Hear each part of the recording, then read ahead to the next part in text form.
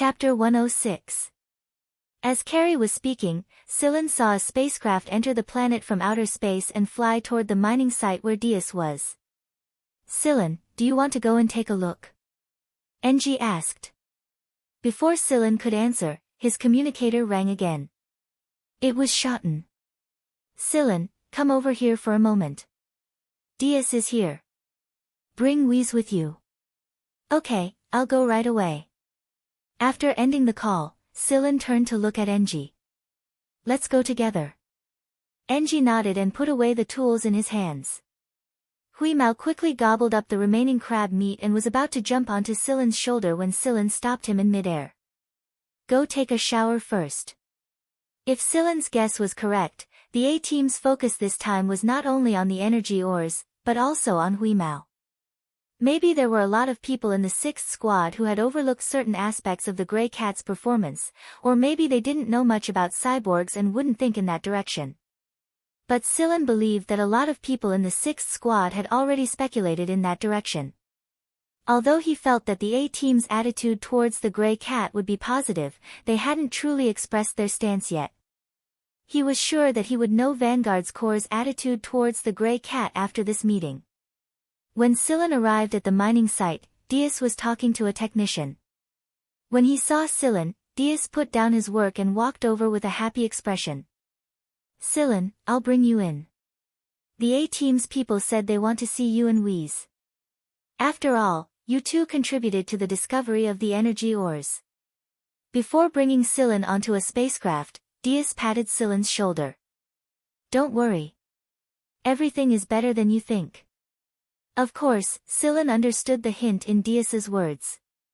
With a smile, Scylla made a gesture of acknowledgement. This aircraft did not belong to the 6th Division. Although the structure was similar, the logo on it was different. It was also the symbol of a sharp knife, but there were more lines. Someone on the aircraft was already waiting in front of the hatch. When they saw Scylla, they enthusiastically led the way for him. Scylla did not know any of the people they met along the way, so they were probably from the A-team. The people on the aircraft only looked at Scylla for a moment, then their eyes fell on the arrogant cat on Scylla's shoulder. This cat was quite interesting. Scylla was brought to the door of a conference room. "Here it is," said the man, knocking at the door and shouting at the top of his voice, "Chief, here he is." "Got it, get lost." Scylla had never heard this voice before. The man was still smiling mischievously.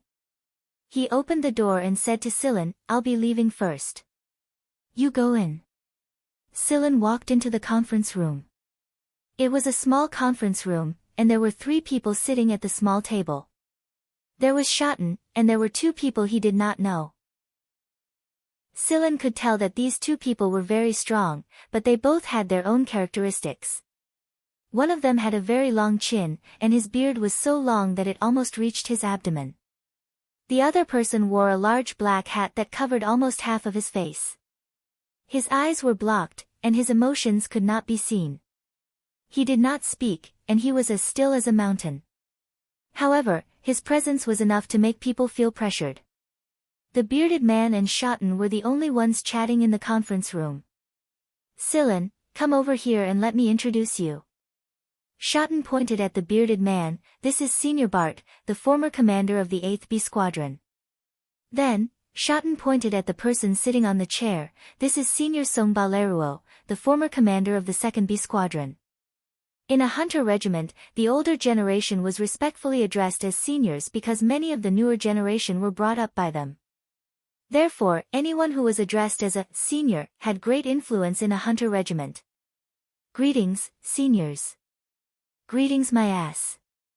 Schotten came all the way here, and he can't even bring himself to make a cup of tea." Bart complained while playing with the strands of his beard. Schotten was already familiar with Bart's personality, so he ignored Bart's complaint completely.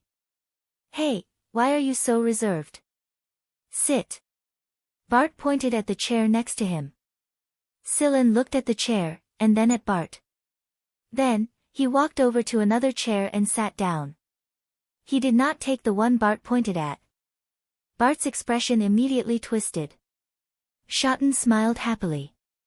Songba Leruo, who had been silent all this time, chuckled and said in a low voice, I say, bearded man, you lost the bet. Hurry up and hand over the money, or write an IOU. I still have a lot of Vanguard's bills. Bart snorted, it's just 200,000 JL credits. Why would I not have money like that? Why would I sign something like an IOU? Bart slapped a debit card on the table. There's more than 200,000 in here. You two split it, and give me the extra. This card looks familiar. Songba Leruo said, did you steal Manny's card again? Pfft. With my character, why would I steal her card? Bart took his arm and said proudly, she forgot to take her card for lunch, so I brought it over. She only has a few passwords. You can try them one by one. Celine. Just how good are these people's morals? Bart turned to look at Celine. Kid, you made me lose the bet. Tell me, how are you going to compensate me? The chair Bart pointed at had been tampered with. Anyone who sat on it would definitely have their buttocks smashed. However, most people would not be able to tell. Only those with extremely good observation skills or strong senses would be able to tell. What do you want? Celine asked. Bart rubbed his long chin and pointed at Hui Mao, who was sitting on Celine's shoulder. I want it. Sure. It still owes you a debt. You just need to pay it off. Celine nodded. Hui Mao stared at Bart with his round eyes. Pay off the debt. That's great. I'll be free after I pay it off. How much? Bart asked. Celine stretched out 5 fingers. 500 million, galactic credits. Bart's expression turned serious. Let's not talk about that. Let's talk business. The topic changed so quickly. Bastard, it's clearly 400 million. No, it should be more than 300 million. Hui Mao slapped Celine's face with his front foot to correct him. Bart looked at Hui Mao, and his serious expression immediately turned into a smile. Hey, kitty, come here. Let's talk.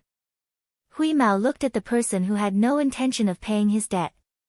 He walked over with elegant steps, stood up, and jumped. Under the gaze of the 4 people, Hui Mao grabbed Bart's long beard and swung it around like a toy. He even pulled on it to vent his anger. Hey, kitty, be gentle. I'm telling you, you have to pay your own debts to show your integrity. Bart said. Shoten and Songba Leruo gave him a sidelong glance. Integrity? Do you even have that? Hui Mao tilted his head and thought about it. That's right. It would be too embarrassing to let others pay for it. It would be beneath his dignity. Letting go of Bart's beard, Hui Mao jumped back onto Celine's shoulder. Hey, kitty, don't be angry. If you need anything in the future, just come to us. With our protection, don't be afraid even if the military comes. Bart's words sounded like a joke, but in reality, he had already expressed Vanguard's attitude. Celine smiled and nodded at Bart to express his gratitude. They did not ask too many questions. They just chatted casually and conveyed their attitude. It didn't take long for Celine to leave the meeting room. After Celine left, Bart's playful expression turned serious for real. Shoten, we received news on our way here that Poison Fang has entered Sector Z. Chapter 107. Poison Fang was a very special organization. There were hunters, assassins, rebels, and even retired soldiers among them. These people had complicated backgrounds, but they shared a common characteristic: madness. Madness that did not take life seriously at all, be it other people's lives or their own. Poison Fang's symbol was a bloody skull with 2 fangs growing out of it, making it look like a devil. Every Poison Fang member wore a bloody skull emblem on their body, and this emblem was made from a certain part of their own bones. Poison Fang originated from Sector V, and it was a gathering of madmen from all walks of life. They carried with them the cruelty and slaughter of Sector V, and they would do anything to achieve their goals. In their eyes, both the army and the 4 great hunter regiments were the same, targets to be slaughtered. Other people would have to think twice about sacrificing 800 men to inflict 1,000 damage on the enemy, but Poison Fang was more than happy to do so. This was also a headache for the military and the hunter regiments. Who would be so bored as to risk their lives against them? It would be fine if these people were just blindly crazy, but the troublesome thing was that they were not blind. There was no lack of geniuses in Poison Fang. Even if they went to extremes and had twisted personalities, one had to admit that they had something in their heads.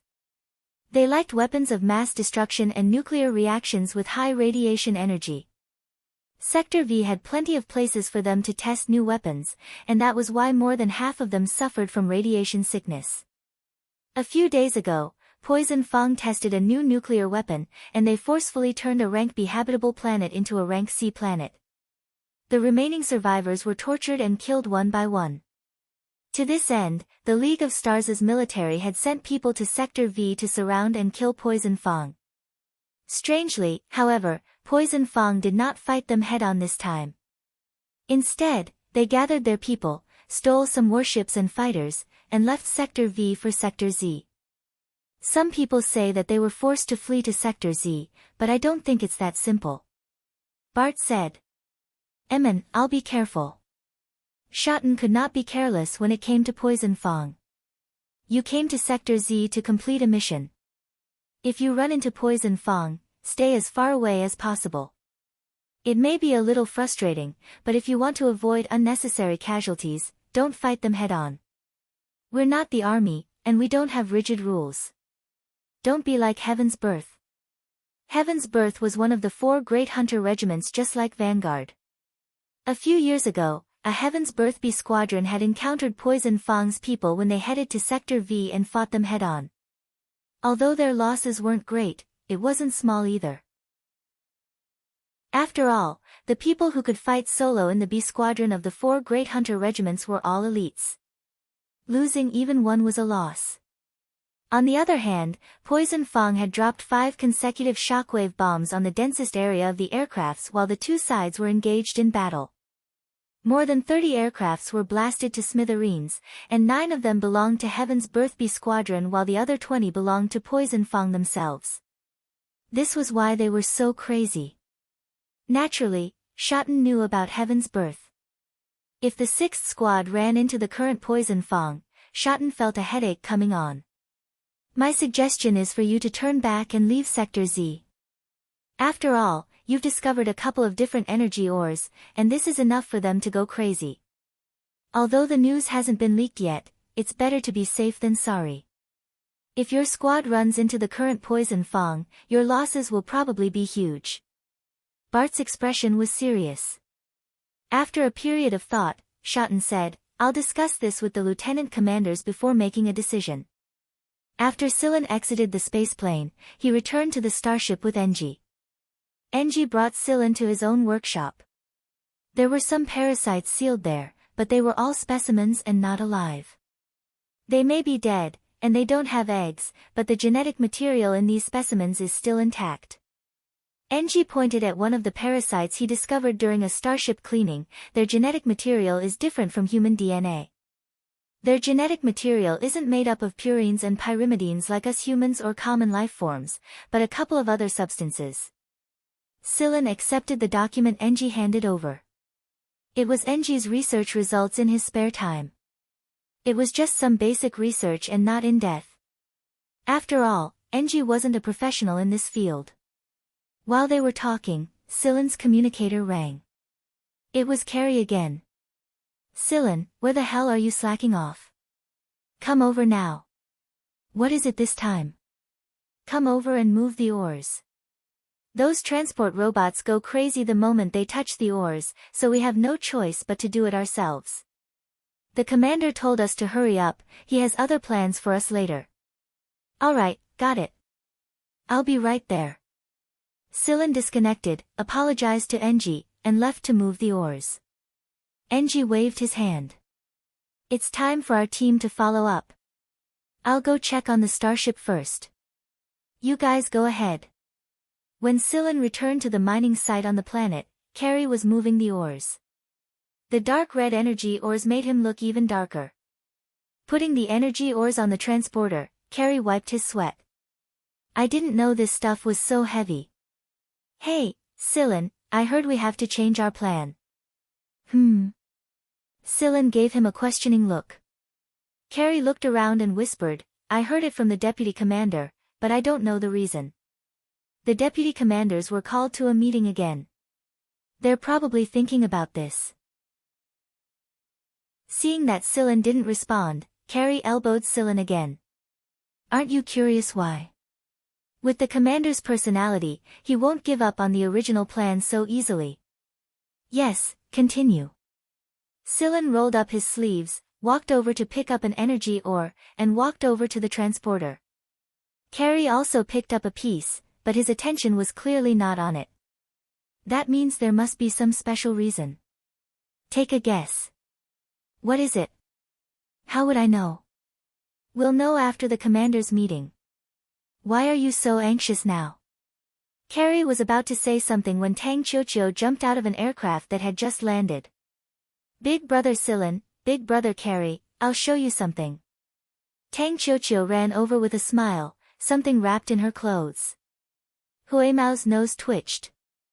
Yummy. Tang Qiuqiu carefully opened the wrapped jacket, revealing an egg the size of 2 fists. There were white circles on the egg, and it was very beautiful. Oh, not bad. It'll be an extra for dinner.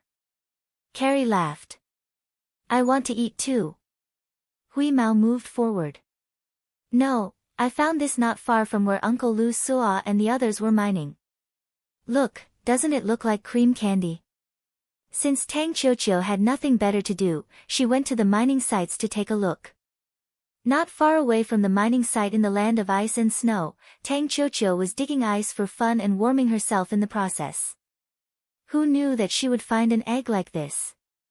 Normally, Tang Qiuqiu didn't have much love for eggs, but this egg looked very much like the cream lollipop she loved to eat. The circles of white lines looked like the rings of cream smeared on the outside of the lollipop. Tang Qiuqiu fell in love with it at first glance. If this egg looked similar to other eggs, it would probably be thrown into the frying pan. Chapter 108. Carrie poked the egg in Tang Qiuqiu's arms and asked, what exactly was this egg made of? I don't know. Uncle Lu Sua said that they encountered a few types of exotic beasts. I just don't know which one this egg belongs to. However, I've memorized all the exotic beasts that Uncle Lu Sua mentioned. Tang Qiuqiu took out an electronic notebook and showed the image to Sillin and Carrie. You only need to smell it and you'll know. There's no need to go through so much trouble. Hui Mao said disdainfully. Really? Tang Qiuqiu's eyes lit up. I saw some claws and fur of the exotic beasts that Uncle Lu Sua and the others killed on the aircraft. Are those all you can smell? Of course. Hui Mao raised his head proudly. Tang Qiuqiu brought Hui Mao to the aircraft. Carrie asked Sillin, what's inside the egg? The exotic beasts that Lu Sua and the others encountered were quite terrifying. No matter which one it was, they all felt dangerous. Or maybe it's none of them, Sillin said. When Sillin touched the egg just now, he did an isotope analysis on it. Although he didn't have an accurate reference, Sillin was certain that the egg was definitely more than 500 years old, or even 1,000 years old. It was even older than Hui Mao. The most amazing thing was that the egg was still alive. Although the life force inside the egg wasn't strong, it was easily detected when one got close. As expected, not long after, when Hui Mao and Tang Qiuqiu came out, Tang Qiuqiu was obviously doubtful. Her conclusion was, it's none of them. Let's put the egg in the incubator when we get back. Maybe we'll know the answer soon enough, Carrie suggested. At this time, Carrie was hoping that there wouldn't be a second Miantuan hatching. Otherwise, he wouldn't be able to store anything in his storage cabinet anymore. Alright, but I will visit it often. Tang Qiuqiu touched the egg in her arms and smiled happily. After the meeting, Diaz gathered everyone in the team for a meeting. His intention was to change their original plan and leave Sector Z. According to the League of Stars calendar, the sixth squad had been in Sector Z for a few months now, and it would be about a year by the time they left. It was already a great harvest to find these minerals and a planet with a rank B habitability in a year, but some people were still a little reluctant to suddenly abandon their original plan and return straight away. According to their usual style of doing things, they wouldn't stop here even if their harvest was bountiful. However, they wouldn't complain about anything either. The captains naturally had their reasons for their decisions. After Diaz was done, he left some of the core members behind to continue the meeting and briefly explained the matter of Poison Fang. The moment Poison Fang was mentioned, everyone knew immediately. No wonder the captains would make such a decision. It made sense. Who would want to run into those madmen at this time? After moving a portion of the mind energy ores to the special energy storage on the starship, the sixth squad left the planet. The A squad would take over the remaining matters on the planet, and the sixth squad didn't have to worry about anything else. In order to return and leave Sector Z, Shoten didn't turn back the way he came. This was also the result of his discussion with the lieutenant commanders. They would leave through another path. Although this path had been explored before, it was only a small part of it. If they could find something that they missed, then it would make everyone feel a little more balanced, and they wouldn't have the mood to turn back halfway. It had to be said that the planet along this path was quite good. It didn't take long for them to discover a planet that was unmarked on the star map and had no signal response from the planet. Its habitability was rank C. The sixth squad stopped, and Shoten sent someone to explore the planet. Meanwhile, Sillin, Carrie, and a few others were chatting at the lounge outside the control room. Sillin, the captain's looking for you. Carrie called out from his chair without looking back. Sillin turned around and saw Shoten walking in from outside the door. Actually, he could have just contacted him through the communicator if there was anything. However, since Shoten had come in person, it shouldn't be a simple matter. Sillin, I just received a message from Bart that there's something he needs to solve with Wheeze. Fortunately, we're not too far away, so you can arrive in less than 2 days with a long-range spaceplane. If there's no problem, you can go with Wheeze. It's probably about the energy ores. The exploration here will take about 5 or 6 days, so it might not be done by the time you return. There's no need to rush. Shoten said. The planet was huge, and someone had just reported the discovery of some energy ores. Although they were just ordinary energy ores, it was still good enough. Therefore, more than one small team was sent this time. Based on the current situation, the exploration would take a little longer. Alright, I'm free now. We can set off right away. The spaceplane has been prepared for you. The pilot has already been arranged. You don't need to pilot it yourself. Wait, Captain, can I go too? Carrie scooted over excitedly. He was regretting that he forgot to stock up on food. He remembered that there were many special fruits there. When he had time, he would hunt a few beasts to make jerky and bring back to grind. I'll go too. I'll go too. Tang Qiuqiu jumped over. The egg was already in the incubator, but Yudi said that some parameters were missing. Although these parameters could be calculated slowly, it would be good to go back and get more data. Sure. Shoten didn't object. Alright, let's get ready to go. Sillin asked Carrie and Tang Qiuqiu to pack up. He picked up Huimao, who was bullying the Miantuan, and walked toward the spaceplane that Shoten had prepared.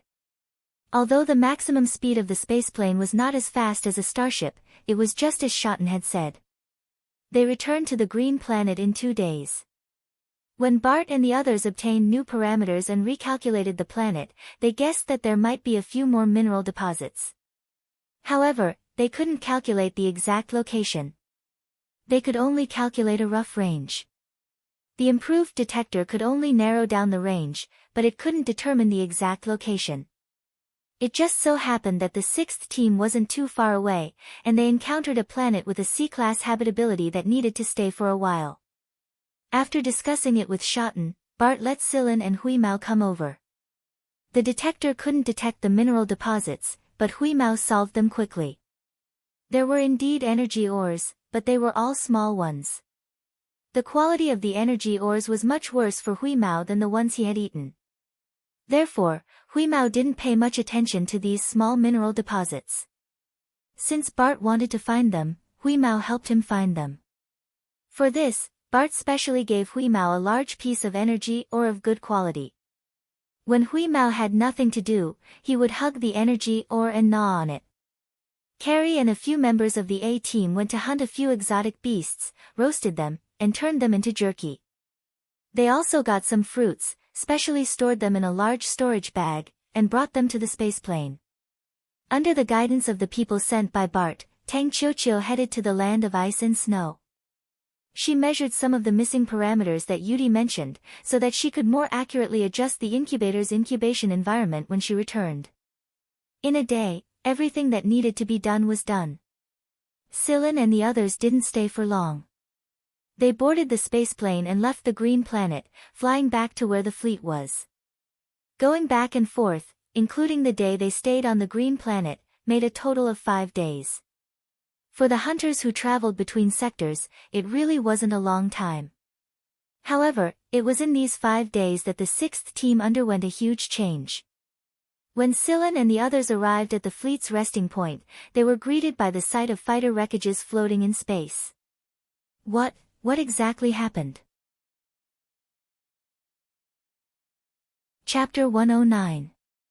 The scattered wreckage caused the people on the spaceplane to feel cold all over. What on earth happened? Maybe they had guessed it already, but there was always a voice in their hearts roaring loudly to deny that guess. The familiar patterns, colors, and emblems on the wreckage were familiar. They had piloted this kind of fighter before, but now it was scattered into pieces in this cold, infinite space. It looked exceptionally lonely and tragic against the dark background of space. Some of these pieces obviously didn't belong to the 6th Division, but they couldn't be sure who they belonged to. From the amount of wreckage they saw, it was obvious just how intense the battle here had been. The 6th Division's main starship was parked there quietly, and the B Squad's starship was beside it. Both the main starship and the B Squad's starship were covered in holes and dents. It was obvious that they had suffered a fierce collision, and it was almost an encirclement attack. The engineering robots were repairing the damage. While the spaceplane was slowly approaching the starship, Carrie had already begun to lose control of his emotions. He kept sending messages to the main starship and the B Squad, but there was no response. Finally, the communication went through. Shotten's exhausted face appeared on the screen. "We'll talk after you return to the starship." Shotten cut off the communication once he was done.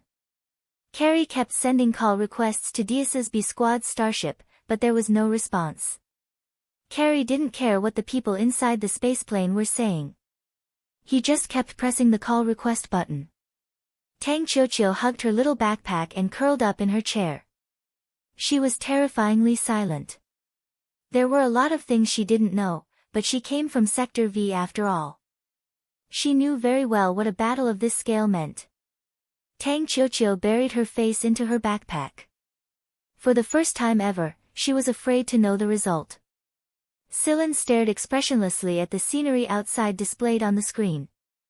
His fingers repeatedly stroked the hair on Huimao's back.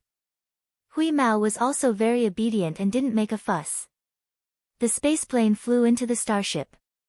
The moment it came to a stop, Carrie rushed out. Where is he? Where's Beaver? Where's Yudi? Where's the vice captain?" Sillin walked slowly behind them. From the moment the spaceplane entered the starship, he knew that they could no longer rush out of the starship. The starship's passageway behind them had been sealed layer by layer. This was probably because Shotten was afraid that they would rush out with their fighter or spaceplane on impulse. Afraid that they would be impulsive? Has the situation become so serious? Beaver, Yudi, Little 8, Xiaoshang, Diaz, not a single one of them was present. They entered from the starship of the small team. After they entered, the small team's starship docked with the main team's starship. Generally speaking, Every spacecraft that came in from the outside had to be inspected to prevent any foreign threats from being brought into the starship without their knowledge. The person in charge of the inspection had always been Enji, but not today. Instead, it was Enji's assistant. Although the assistant was wearing a protective mask and his expression couldn't be seen, Sillin noticed that his hand holding the cleaning tube was still trembling. Silence. It was so oppressive that it was hard to breathe. Shotten had someone bring them to the main ship and briefly explained the situation. A day after Sillin and the others left, the 6th Division ran into Poison Fong. This was something Shotten had been trying to avoid all this time, but he never succeeded. No one expected Poison Fong to pass through here. They did not try to hide themselves, and it was as if they wanted to tell everyone where they entered Sector Z, where they passed through, and which direction they went. Running into Vanguard Division 6 was also unexpected for Poison Fong, but it also stimulated their bloodthirst. They would fight the 4 great hunter regiments if they could run into them, and they would not give them any face at all. Originally, the 6th Squad should not have suffered too much of a loss against Poison Fong even if their new energy weapon had not been developed yet. But the problem was that when Poison Fong came over, a couple of small teams were scouting the planet and isolated from the starship. Therefore, when Poison Fong's fighters attacked, the situation was very disadvantageous. Poison Fong's people had attacked in a suicidal manner and did not care about anything else. It was easy to imagine what kind of attack the scouts on the planet had encountered.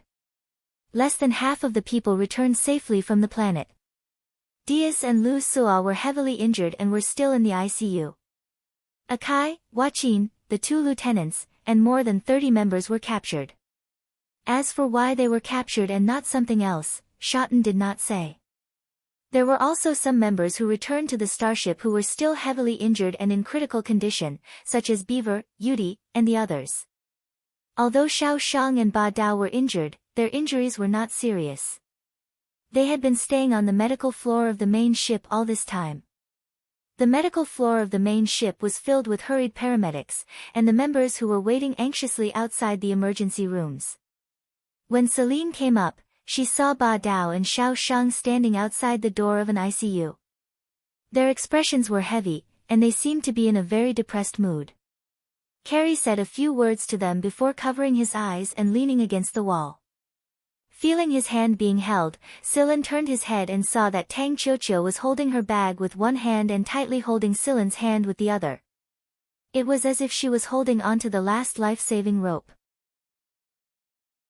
Up until now, Tang Qiuqiu had not said a word or cried. She simply stared blankly at the sick room with wide eyes. She did not see clearly who was lying inside the sick room, and she was also afraid to find out. Her feet felt like they were nailed to the ground. Sillin crouched down and picked up Tang Qiuqiu. Then, he walked towards the sick room. The closer he got, the tighter Tang Qiuqiu's grip on Sillin's hand became. Through the transparent barrier, Sillin saw the people inside. It was Yudi, Beaver, and a few other members of the same team. They were lying quietly in the ICU. From the equipment and the data displayed on their bodies, Sillin knew that they were not out of danger yet. He did not know how long they would stay like this, and he did not know who would be able to survive until the end. Where's the vice captain? Sillin looked at Xiao Shang. In that ward. Xiao Shang pointed at a sick room. His voice was still trembling and suppressed. However, when Sillin saw the sick room Xiao Shang was pointing at, he sighed in relief. That sick room was the one that was out of danger. Sillin carried Tang Qiuqiu and walked to the sick room Xiao Shang mentioned. Through the barrier, Sillin saw Diaz lying on the bed. He was probably asleep. Asha was guarding him. Her eyes were red and she looked haggard. Sillin and Tang Qiuqiu walked into the sick room. When they entered, they realized that Diaz was missing an arm. Looking at the stable data displayed on the equipment, Sillin patted Tang Qiuqiu's head. Vice Captain is fine. He'll wake up after a nap. You and Vice Captain Asha stay here with Vice Captain. I'll go check on the others, okay? Tang Qiuqiu lowered her head and nodded. Asha got up and led Tang Qiuqiu to the other side to sit down. Her movements were gentle, afraid that she would wake Diaz up. After leaving Diaz's sick room, Silen asked around before heading to another sick room in the intensive care unit. The people in the intensive care unit in this area were in a worse condition than Yudi and Beaver. At least Yudi and Beaver could still recover. However, the people here had already been sentenced to death. The treatment would only allow them to stay in this world for a while longer. Non-medical personnel were not allowed to enter the sick room because they would carry germs. Silen stood there quietly and looked at the people inside. The person lying on the sick bed, who was almost completely covered by the medical equipment, seemed to have sensed something. He raised his hand to lift the equipment off his head. The medical staff next to him wanted to stop him but was waved away by the hands. It was hard to imagine that he still had the strength to push away the medical staff in such a situation. Silen, come here. Chapter 110. Silen took an isolation suit from the medical staff and put it on before walking into the ICU. After entering, Silen realized that only one of Enji's 3 pairs of hands was left. Enji was skinny to begin with, and now it felt like he was only supported by bones. The medical staff had told Silen earlier that Enji's injuries were too severe. Coupled with Enji's gene rank, he might not be able to hold on for long. Even with the help of the medical equipment, he would only be able to hold on for 2 days at most. Most importantly, Enji had no intention of surviving. Silen walked to Enji's side and sat down. He leaned forward to listen carefully to what Enji had to say. Enji was having difficulty breathing, and every word he said required a lot of energy. However, although Enji spoke very slowly and his voice was not loud, his pronunciation was very clear. Bring the diary over. I'll go get it right now. Silen got up and ran out quickly. Of course, Silen knew which diary Enji was talking about. Not long after, he brought Komunidin's diary to Enji. The last page. Silen flipped the diary to the last page. Although the middle of the notebook was mostly blank, there were words on the last page. It was a poem. Enji looked in one direction. There was a shelf outside the ICU, and on it were some of the items that the patients brought with them when they were sent in. Among them was Enji's small toolbox. Silen brought the toolbox over. The medical staff wanted to sterilize the box, but Enji waved his hand. No need. When Silen brought the box closer, Enji raised his hand and grabbed it tightly. He touched the box lightly and opened it. He swiped his finger on a small compartment inside. After unlocking it, Enji took out a key from inside. It was the key to Enji's workshop. On the starship, very few people used keys instead of password locks. Enji handed the key to Silen and placed it in Silen's palm. Enji didn't trust anyone else with the things in the workshop. Enji felt that only Silen would understand the preciousness of the things inside. Enji had difficulty breathing due to the removal of the equipment on his head. Silen wanted to help him put on the device again, but Enji refused. If I put on these things, I won't be able to hear. Enji caught his breath and pointed at the notebook. He asked Silen, I remember that you're from Sector X. Do you know Sector X's sector language? Silen nodded. A smile appeared in Enji's eyes. It's been a long time since I've heard Sector X's language. Help me read the poem at the back of the notebook in Sector X's sector language. Enji's words were spoken calmly, but Silen felt that Enji was speaking with his last breath. However, his eyes were bright as if he could see the distant starlight. Komunidin was originally from Sector X, and his dream was to become a freelance poet. Later on, Komunidin's hometown was affected by war, and he met the then 3rd B Squadron Commander Nada. He was brought to the 3rd B Squadron by Nada and became a member of the 3rd Squad. Even after he arrived at the 3rd B Squadron, Komunidin still wrote poems frequently. Every notebook and diary contained at least a few poems. At the time, Enji and some people from the 3rd Squad listened to Komunidin recite poems in his standard Sector X's sector language. However, those people had all died in the incident that year, and Enji had been transferred to the 6th Squad before that. That was how he had avoided that disaster. However, if Enji had a choice, he would rather become a speck of dust in the universe with those people. Enji's current age, according to the age of the Otop people, was only a third of the average age. However, Enji was already satisfied. Sitting beside Enji's sickbed, Silen flipped open the notebook and looked at the poem on the last page. Then, he began to read slowly. From heaven or heaven's vicinity, and with the music that flows freely, pour out your heart with unpolished art. Fly up, and soar higher, from the ground you leap, like a cloud of blazing fire. Through the blue heart of the sky, forever singing to fly, flying to sing. The sun below the horizon radiating golden lightning, rosy clouds steaming in the clear sky, you soak in the sunlight, like an incorporeal joy just beginning a swift expedition. Faint purple dawn melts around your voyage, like the stars in the day sky, though you can't see them, yet you can hear the strong sound of your joy clearly, the music that is incomparably sharp, like a sharp sword of silver starlight, its strong light, dimmed in the morning light, until it's hard to distinguish, yet you can feel it in space. It was a very standard Sector X's sector language. The medics didn't understand it. They weren't from Sector X, and they only needed to know the League of Stars' language to navigate the galaxy. Moreover, they had always thought that all languages other than their homeland's language and the League of Stars' language were awkward. But when they heard Silen's voice now, they felt an unusual feeling. It was like a cool breeze brushing across the sandy ground, sweeping up dust and blowing it straight into the blue sky. The light in Enji's eyes was very gentle. It was as if he had met an old friend from many years ago. Enji's genotype rank was not high. The average genotype rank of an Otop person was rank C. However, perhaps because he had been exposed to too many rays, Enji's genotype rank was only rank D.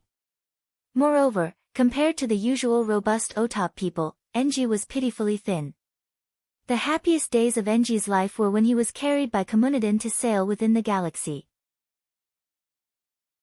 So it had been almost 50 years before he knew it, as if in the desolate night, behind a solitary cloud, the bright moon shines its light, and its clear splendor fills the universe.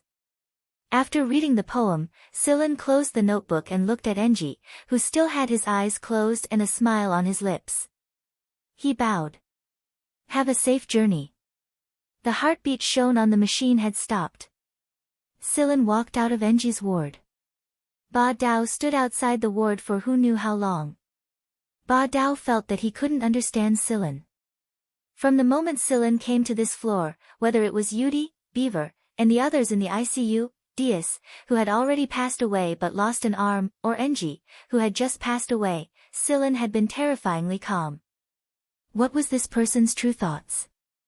Ba Dao didn't think that Silen didn't care about their lives, but compared to Carrie and Xiao Shang, Silen's calmness was creepy. There was no emotion on his face, but when he met that pair of eyes, Ba Dao couldn't help but feel the urge to retreat. Ba Dao remembered what his seniors had said, there is a kind of person, when their emotions reach an extreme, they will be no different from normal. If you encounter this kind of person, don't provoke them, or you won't even know how you died. Silen. Ba Dao wanted to say something, but after 2 words, he couldn't say anything else. How are Yudi and Beaver? Silen asked. His voice was so calm that not a trace of emotion could be heard. The medical staff said they're getting better. They just need to survive these 2 days. They have to rely on themselves. The medicine might have side effects, so unless it's the last resort, no one dares to use it. Silen nodded and walked to Yudi's ward to take a look. The Miantuan was stuck to the wall. It looked like he hadn't eaten for a few days. After looking at the situation, Silen walked out. Description: the poem was extracted from Shelley's To the Skylark. Chapter 111. Shoten sat in the meeting room with his hand pressed against his forehead. His eyebrows were knitted together and his body was covered in fatigue. Sitting next to Shoten was Lero, the only one among the 6 who was relatively well. Dias and Lu Sua were heavily injured, and Asha had been guarding Dias all this time. Akai and Wachin had been captured, so Lero was the only one left. Both Shotten and Laro had been silent since they entered the meeting room. They didn't know what to say. Putting our hopes on the A Squadron? Shotten wiped his face. He hadn't rested for a moment for the past few days. As expected, the 6th Division was still too few in number. The former 6th Division's captain was a very strong person, but he was also very independent. In fact, the reason the 6th Division did not lag behind the 10B squadrons of Vanguard even though they were few in number back then was because the former 6th Division's captain, Theru was so strong and well-rounded that many things in the 6th Division were handled by Theru himself. This was because no one else was as efficient as Theru, and Theru was a person who paid great attention to efficiency. As a result, many people in the 6th Division grew dependent on him. Ever since Theru was transferred to the A Squadron and Shotten took over as the captain, the 6th Division's shortcomings finally began to show themselves. Fortunately, there was Diaz. Diaz was a good judge of character, and when Shotten took over, he quickly replenished some people to fill the giant hole caused by Theru's promotion. Shotten had always been full of confidence until Silen's group of newcomers arrived. However, Shotten had been hesitant for the past few days. A single poison fang had forced them into this state, and Shotten really didn't know what to do. In fact, he didn't even have someone to share the burden with. At this time, the meeting room's doorbell rang. Shotten brought up the light screen and saw Silen standing outside the door. He paused, let out a long sigh, and pressed the button to open the door. Shotten pointed at a chair beside him. Sit. Silen pulled over a chair and sat down. He looked at Lieutenant Laro, and then at the tired-looking Shotten. He said, "Can you tell me what happened?" Shotten took his hand off his forehead and brought up a display. He moved it in front of Silen. "This is the video of that time." After that, Shotten fell silent. Silen stared at the image displayed. From the appearance of the battleships, to the collisions between the starships and fighter jets, to the emergency retreat of the scouts under the cover of the dispatched fighter jets, the most obvious example of this was Poison Fang's suicidal ramming. The clashing fighter jets were like fireworks that had suddenly exploded in the night sky, carrying with them a sense of helplessness and tragedy. Silen could feel everyone's emotions at that time. No one would have an easy time facing a bunch of lunatics. Their usual strategies and techniques were truly useless against these lunatics. Poison Fang's men were experienced, skilled, and their craziness. Even the people watching the video couldn't help but feel incredulous. No wonder the military and hunter regiments were unwilling to fight Poison Fang. Poison Fang could afford to go crazy, but they couldn't. To avoid a repeat of the same mistake, the 6th Squad's fighter jets were spread out far apart. It would be easier for them to avoid any sudden incidents, unlike Heaven's Birth where they were bombarded with shockwave bombs. However, Poison Fang didn't seem to be planning to use shockwave bombs at all this time. The continuous, indiscriminate attacks and suicidal ramming really did make people feel very pressured. After that, the lucky ones successfully returned to their star ships, while the unlucky ones were forever left on that planet. There were also some people who were intercepted and captured by Poison Fang. Diaz and Yudi were among the lucky ones, but this luck came at a heavy price. From the moment Silen started watching the video, Shotten and Laro had been observing Silen's expression. But to their surprise, Silen's expression didn't change at all. There wasn't even a hint of killing intent. After Shotten sent the video to Bart and Bart's reply, Shotten could sense Bart and Songba Laruo's killing intent even though it was just a video. The young man in front of him was terrifyingly calm. After watching the video, Silen turned around and asked Shotten, "What's going on with the group of captives?" Those who were familiar with Poison Fang knew that they basically wouldn't do something like captives. Even if they did capture captives, they would torture and kill them one by one. But the strange thing was that they hadn't received any information about torture and killing until now. Shotten habitually tapped the table with his finger and pondered for a moment. He seemed to be thinking about how he should tell them about this matter. Originally, Poison Fang was prepared to torture and kill them, but they learned about the energy ores and were prepared to extort them. They only told us to wait for further instructions. Not long ago, the 4 great hunter regiments were so famous that even other hunter regiments would more or less give them some face, much less the military and political side. When had they ever been forced to this extent? Extortion. Shotten felt a deep sense of guilt, whether it was towards his sacrificed teammates, the bedridden Dias and the others, or the entire vanguard. This was a deep wound. Silen understood that the fact that Poison Fang knew about the energy ores did not mean that there was a traitor in the squad. As long as it was someone who had not received special training, there were many ways to make them divulge some secret information. Moreover, Poison Fang was a lunatic who had all kinds of tricks up their sleeves. They definitely had even more extreme methods to make the captives spill their secrets in a state where they were unaware. Where did they go? I don't know. Shotten shook his head. There were too many things to do on the starship after the chaotic war, and there were still hostages on Poison Fang's side. Poison Fang forbade them from tailing them, and Shotten did not allow anyone to follow them either.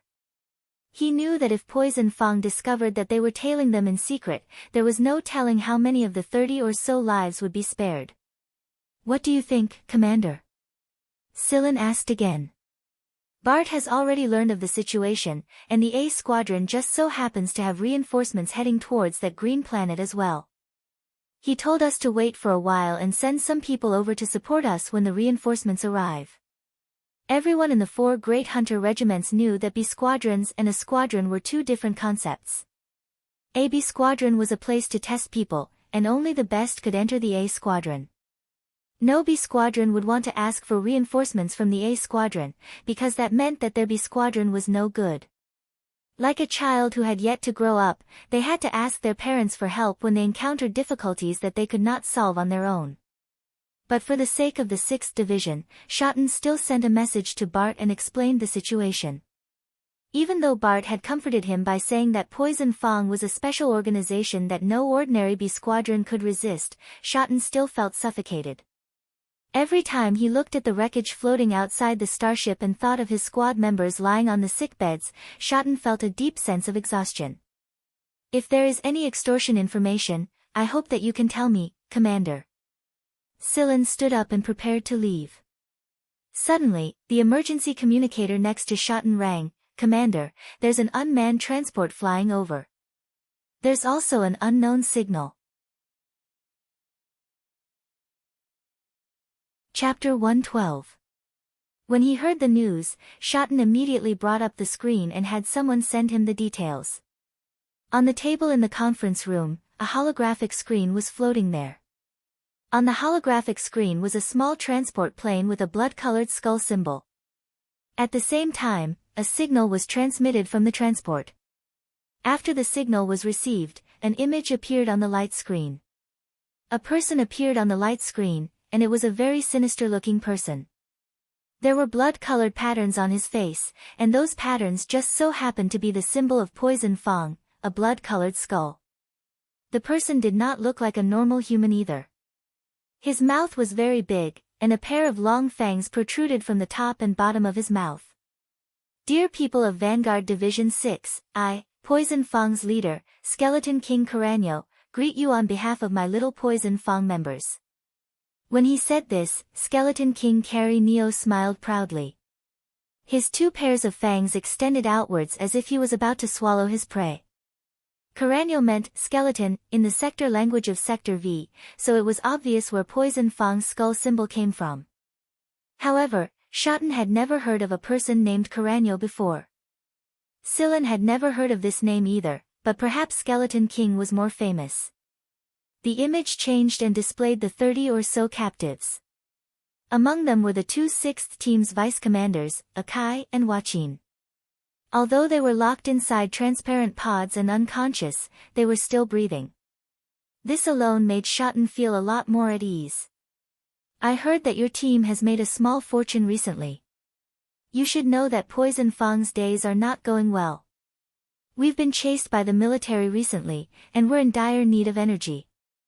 That's why I'm not going to beat around the bush here in order to let those little Poison Fang members live a little better. These 36 lives.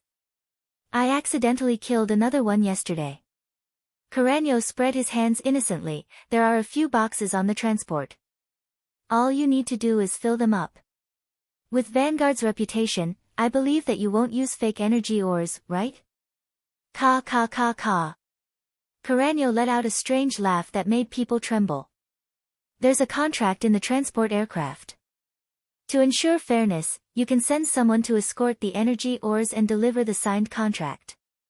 Of course, this king wishes to meet Captain Shotten. Ka ka ka ka. The video ended there. After he was done reading, both Shotten and Lalo fell silent. Sillin, on the other hand, still spoke in a tone so calm that no one could guess his thoughts. I'll go. No. No. Shotten and Laro objected at the same time. Shotten felt that if Sillin went, he might not be able to return. After all, he was a rare talent. Shotten was reluctant to use him. On the other hand, Laro didn't trust Sillin. Coupled with Sillin's age, neither of them wanted a kid who wasn't even 20 years old to take on this mission. I'm not negotiating with you. I'm just informing you, said Sillin. You can't go, Captain. If you go, the 6th Division is done for.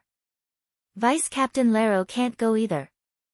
We already have 4 vice captains who have lost their ability to fight. If we lose another one, the 6th Division's morale will hit rock bottom. Do you think anyone who can fight outside will be able to calm down? Shotten and Laro didn't say anything. A while later, Shotten stood up and said, let's go check out the transport aircraft first before making a decision. The fact that they were able to send a specialized transport aircraft over so quickly meant that there were many problems. One of them was certain, and that was that Poison Fang's men weren't too far away. They should be able to get some answers from the transport aircraft. When the trio arrived at the entrance of the passage, the technician was compiling the information. How is it? Asked Shotten. The transport aircraft is probably equipped with a navigation system. It's equipped with all kinds of scanning devices, and there are monitoring devices at every point. Moreover, many of the systems inside the transport are fixed. Any slight change will cause a self-destruction, and the self-destruction is enough to destroy this starship. There's even a countdown timer on the transport aircraft. According to the time board, it took a total of 52 hours to arrive here from its starting point, and the countdown timer only shows 60 hours. Listening to the technician's report, Shotten had to admit that those madmen were very smart. But it was truly troublesome to have such a brain grow on a madman's head. Those madmen didn't give them much time to prepare at all. Shotten was even starting to doubt whether the time board was correct or not. However, it didn't matter whether the time board was correct or not. What mattered was that they had less than 8 hours at most. 8 hours.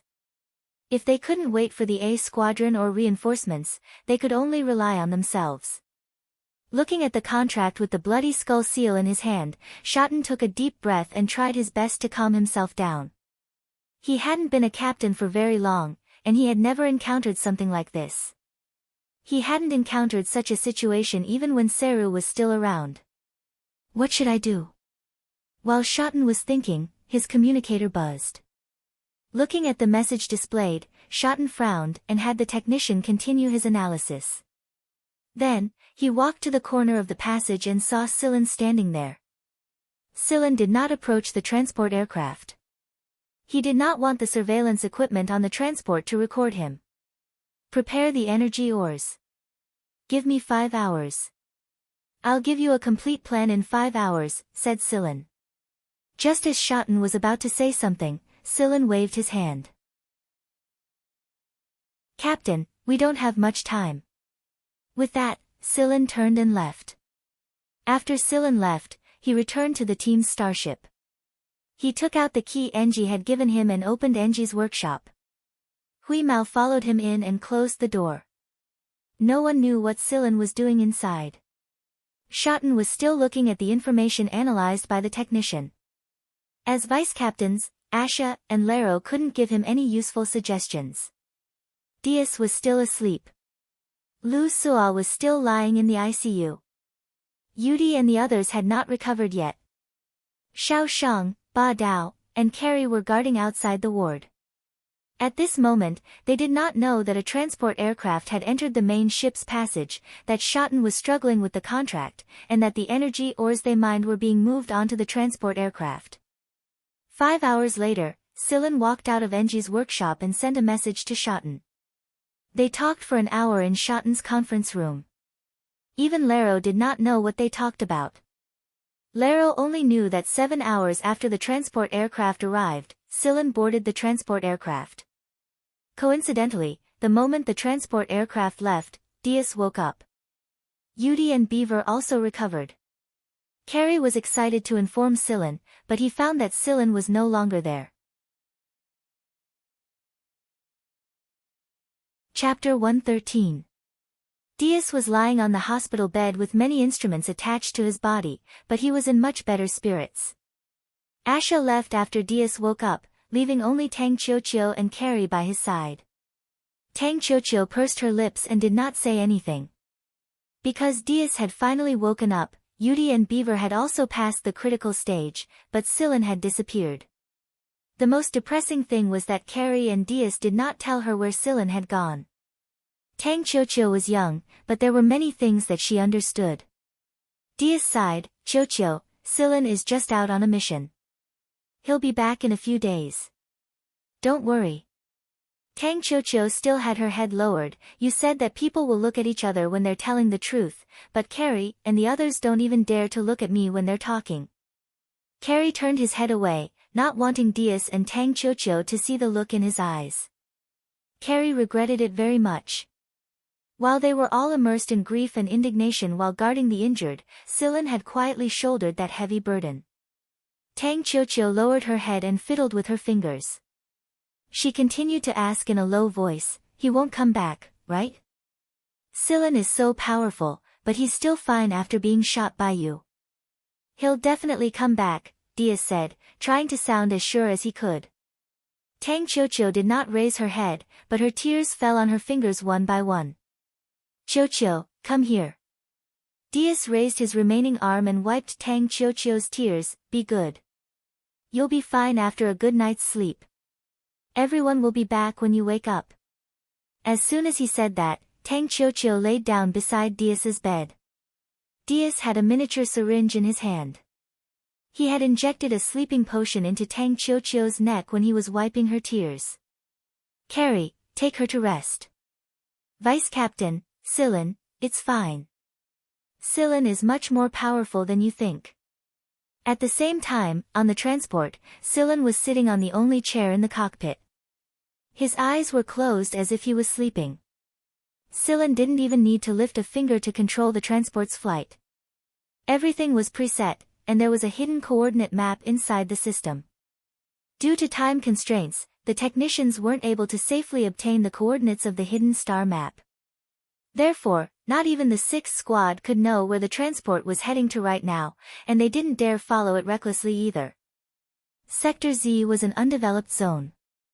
Other than the outermost area, there were no long-distance signal transfer centers in Sector Z. Signal connections were inconvenient as well, but this was not necessarily a bad thing for Poison Fong. Sillin knew that his every move was being recorded by the surveillance system, and that the recorded images would be transmitted to Poison Fong's men so that they could better understand the people who had come to this place. The people of Poison Fong were not afraid of death, but they were no idiots either. They understood the principle of knowing one's own strength and knowing one's enemy's strength. When the countdown board showed that there was only 1 hour left, Sillin saw a reddish planet through the display window. The most obvious thing about the planet was the giant skull on top of it from space. The pattern was outlined by the intersecting crimson and light red. It would appear that Poison Fong had put a lot of effort into this planet. Other than that, the planet's location should be pretty well hidden, and it had never been known to outsiders before. Or perhaps those who knew were already dead.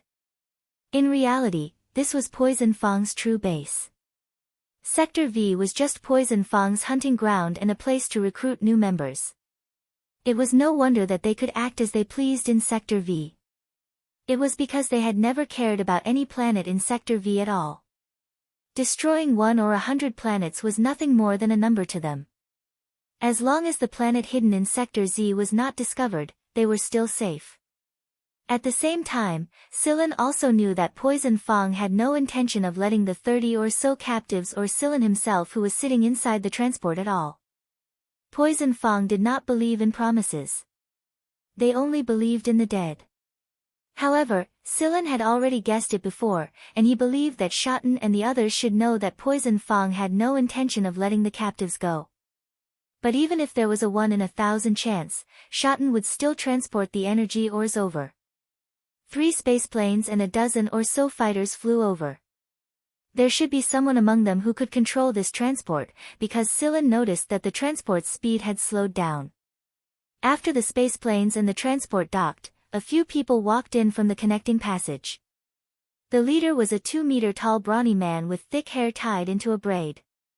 When he saw Sillin, the man chuckled, to think that Vanguard Division 6 would send an idiot kid over. Is everyone in the 6th Division dead? He knew that the 6th Squad had suffered great casualties in a firefight not long ago, so he purposely said something like this to test Sillin and guess Sillin's personality based on Sillin's reaction. Sillin also believed that his basis was being watched by someone on the planet right now. Sillin stood up and opened his arms to show that he was unarmed. Of course, the transport was equipped with detection and scanning devices to begin with. These people should have known about this a long time ago. Someone came from behind de Bienzi and nodded, indicating that everything that needed to be moved had been moved out and that there was nothing unusual on the transport. Sillin handed over the contract in his hand. After de Bienzi took it, he threw it under his feet without even looking at it and even stepped on it twice. Sillin frowned and looked at de Bienzi. De Bienzi and the few people beside him laughed arrogantly. With a move of his hand, the barrel of the gun was pointed at Sillin's head. Kid, your mission is complete. If you have anything else to say, say it now. It'll be too late to regret later. Big Q liked to see famous hunters, military figures, or people from large families and business groups begging for mercy under his gun. He also liked to see their eyes filled with despair. All of these made him excited. However, what de Bienzi did not expect was that Sillin was still frowning. He looked at him and said calmly, I thought you would ask why Vanguard Division 6 would send me over. Interesting. De Bienzi chuckled and patted Sillin's head with the barrel of the gun. Then, he pressed it against Sillin's face, then tell me, why? My name is Sillin. I don't care if you're Sillin or Donglin.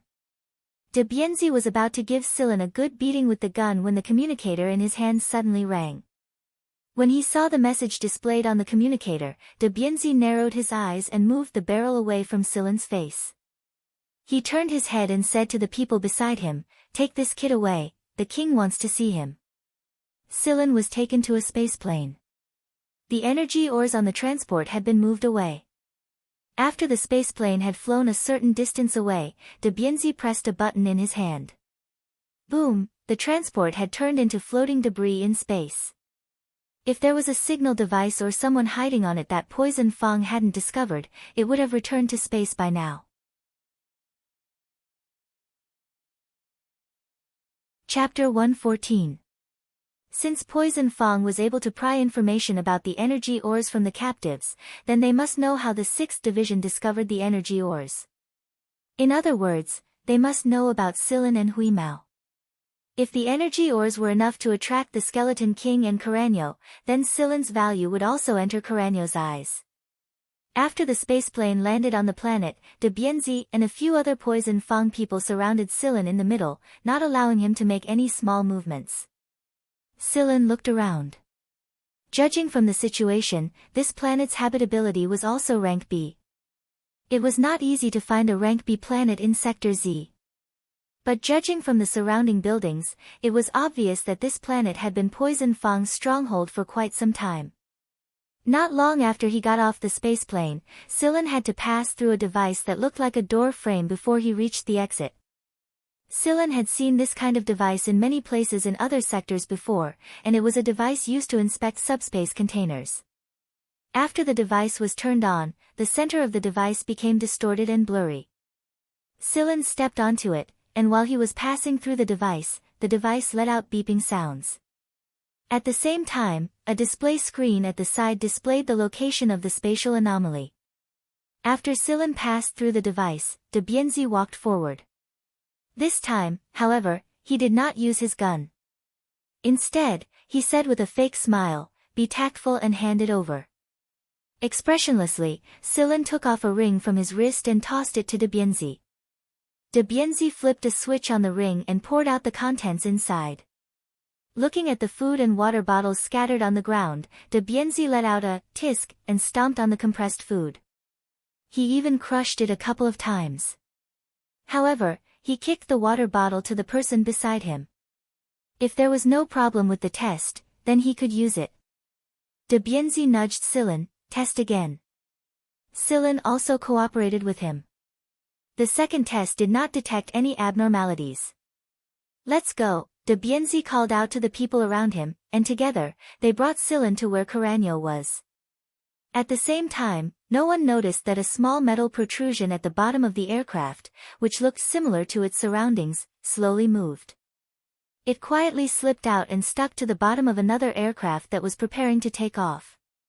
When the aircraft took off, this small protrusion released some translucent sesame-sized balls.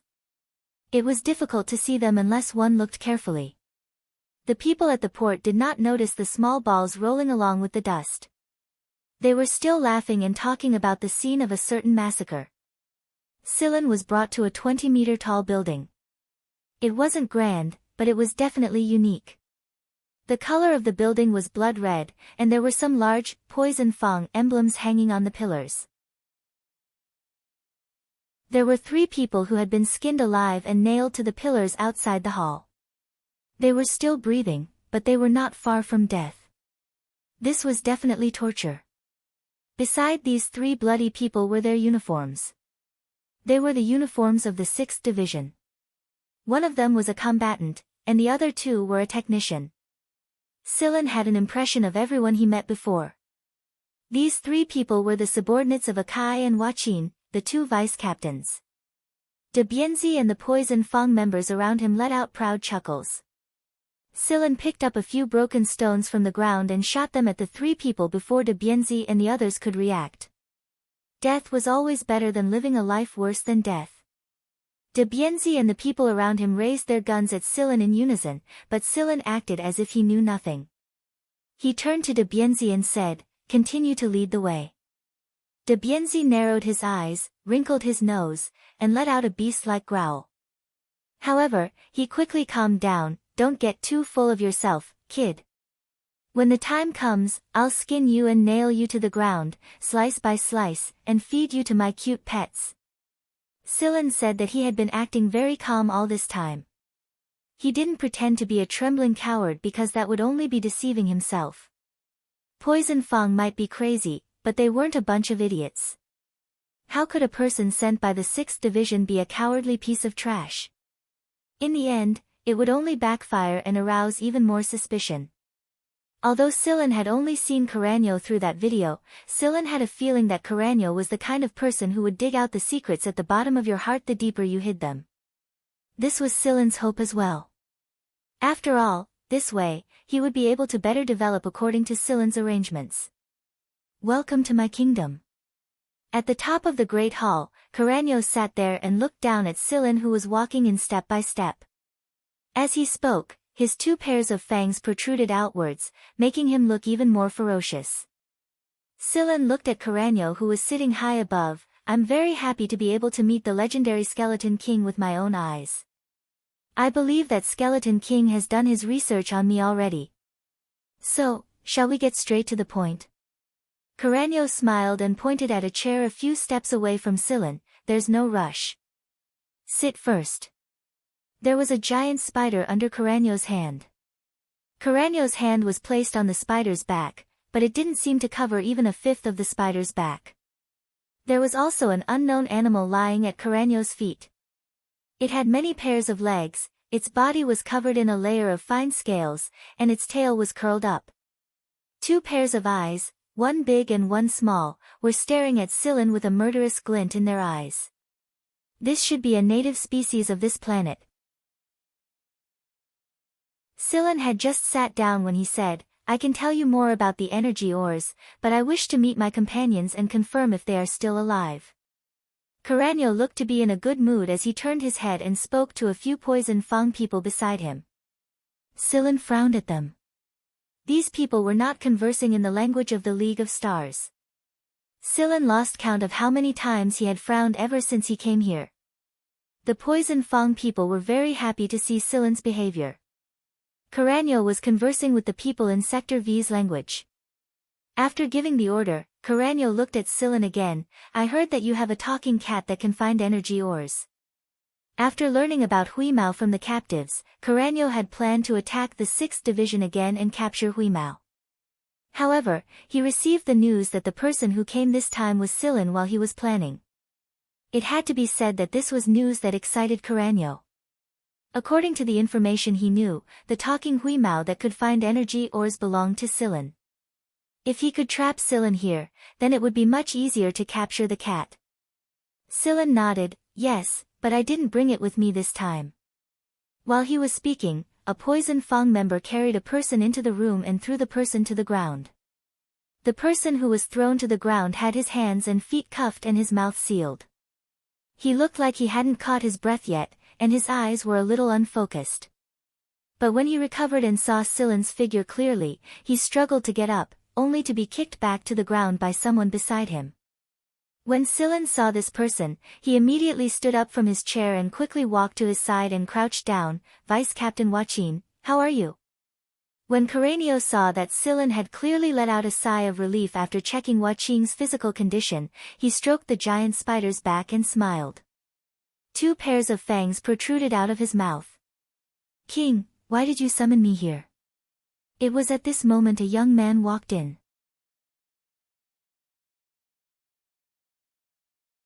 Chapter 115.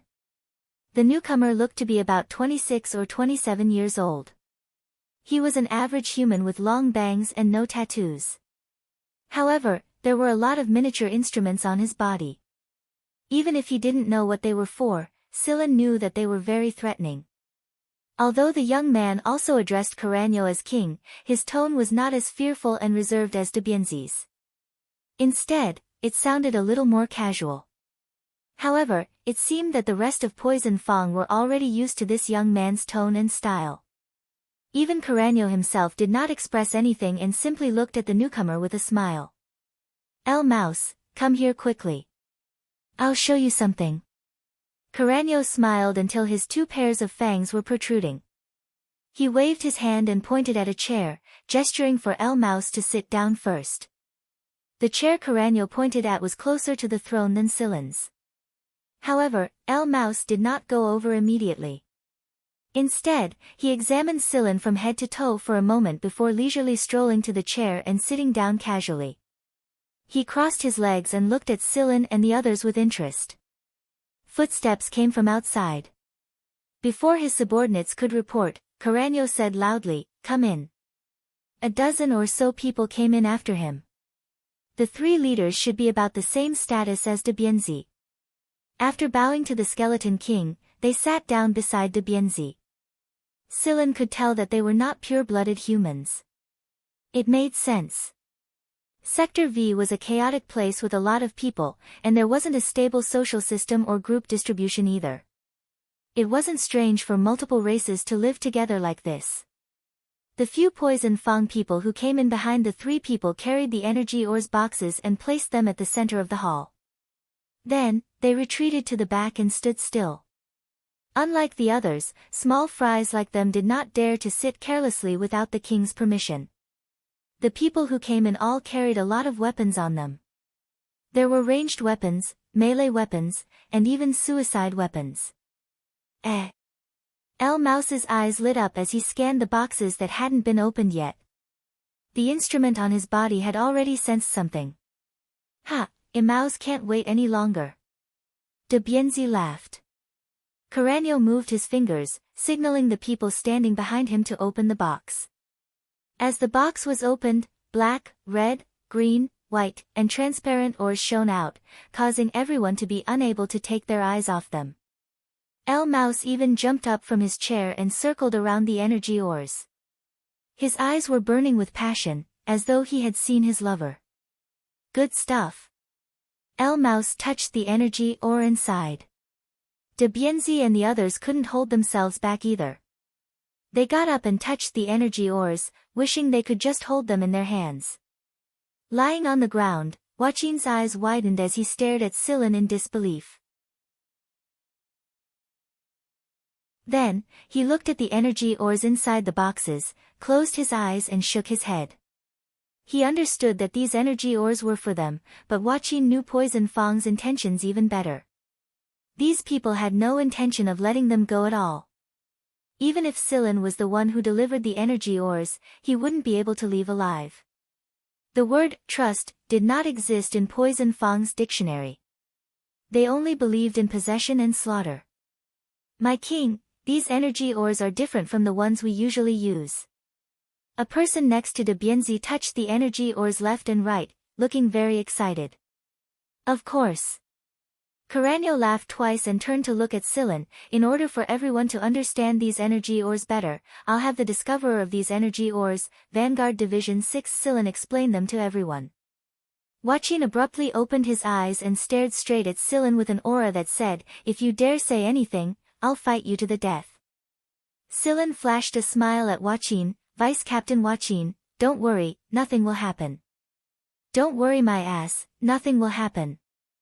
Huaqin was panicking inside. These energy ores should not have been revealed to these Poison Fang people even if they had to sacrifice all 30 or so of their captives, not to mention that they had already moved all the energy ores here. Huaqin was already regretting his actions enough, and you actually want to explain them to them? Huaqin comforted himself that Sillin was probably using some sort of tactic, and that the information he revealed was probably fake. At the very least, he had managed to fool Poison Fang. But to Huaqin's disappointment, the contents of Sillin's first words nearly caused him to lose his breath and faint. This bastard is actually telling the truth. As expected, he's still inexperienced and naive. Why did the captain send this kid over? Huaqin was whimpering on the spot. His mouth was sealed, and Sillin hadn't torn off the seal on his mouth just now. Right now, Huaqin was squirming and whimpering on the spot. On the other hand, Sillin was talking excitedly, spittle flying all over the place. It was absolutely brilliant. He had never spoken so much even when he was in the 6th squad. While De Bienzi was stretching his neck to listen to Sillin's explanation, he felt that his leg was a little itchy. He scratched it casually before continuing to listen to Sillin's explanation. At the same time, the big spider under Carreño's hand noticed many small, translucent balls rolling towards it. These small balls gave it a very bad feeling, but at the same time, it felt that they should be quite delicious. This was a kind of contradictory psychology. Just as the spider was hesitating, these small balls rolled onto its body and stuck to its antennae. While the native beast under Carreño's feet was snoring, the small balls rolled into its mouth one after another. Some of them were inhaled as it breathed. Carreño was engrossed in listening, and he was still imagining just how powerful a weapon powered by these energy ores would be. But to his surprise, the big spider under his palm suddenly moved greatly and escaped from under Carreño's palm. In just a few moments, it had scurried off to God knows where. If this was any other time, Carreño would have sent people to look for it. But now, he was not in the mood to do so. Right now, almost all of his attention was diverted to the things that Sillin was talking about, because these energy ores could satisfy his ambition. The contents of Sillin's explanation were easy to understand. Carreño already knew some of the information from the captives, but there were some small details that Sillin added that made Carreño even happier. For example, Sillin said that the black and red energy ores could also stimulate some organisms to produce hard scales on the surface of their bodies. Every time an energy ore was introduced, Sillin would give some examples of its application. Although there were some things that Carreño had already imagined, the contents of Sillin's explanation were like paintings that had been colored, more vivid, and more attractive. Moreover, Carreño was convinced that what Sillin said was true. Therefore, Following Silen's explanation, the Huaqin's face became more and more ashen, while de Bienzi and the others became more and more excited. Emaus was still reaching out to touch the energy ores. His long bangs covered his eyes, making it impossible to see his expression clearly.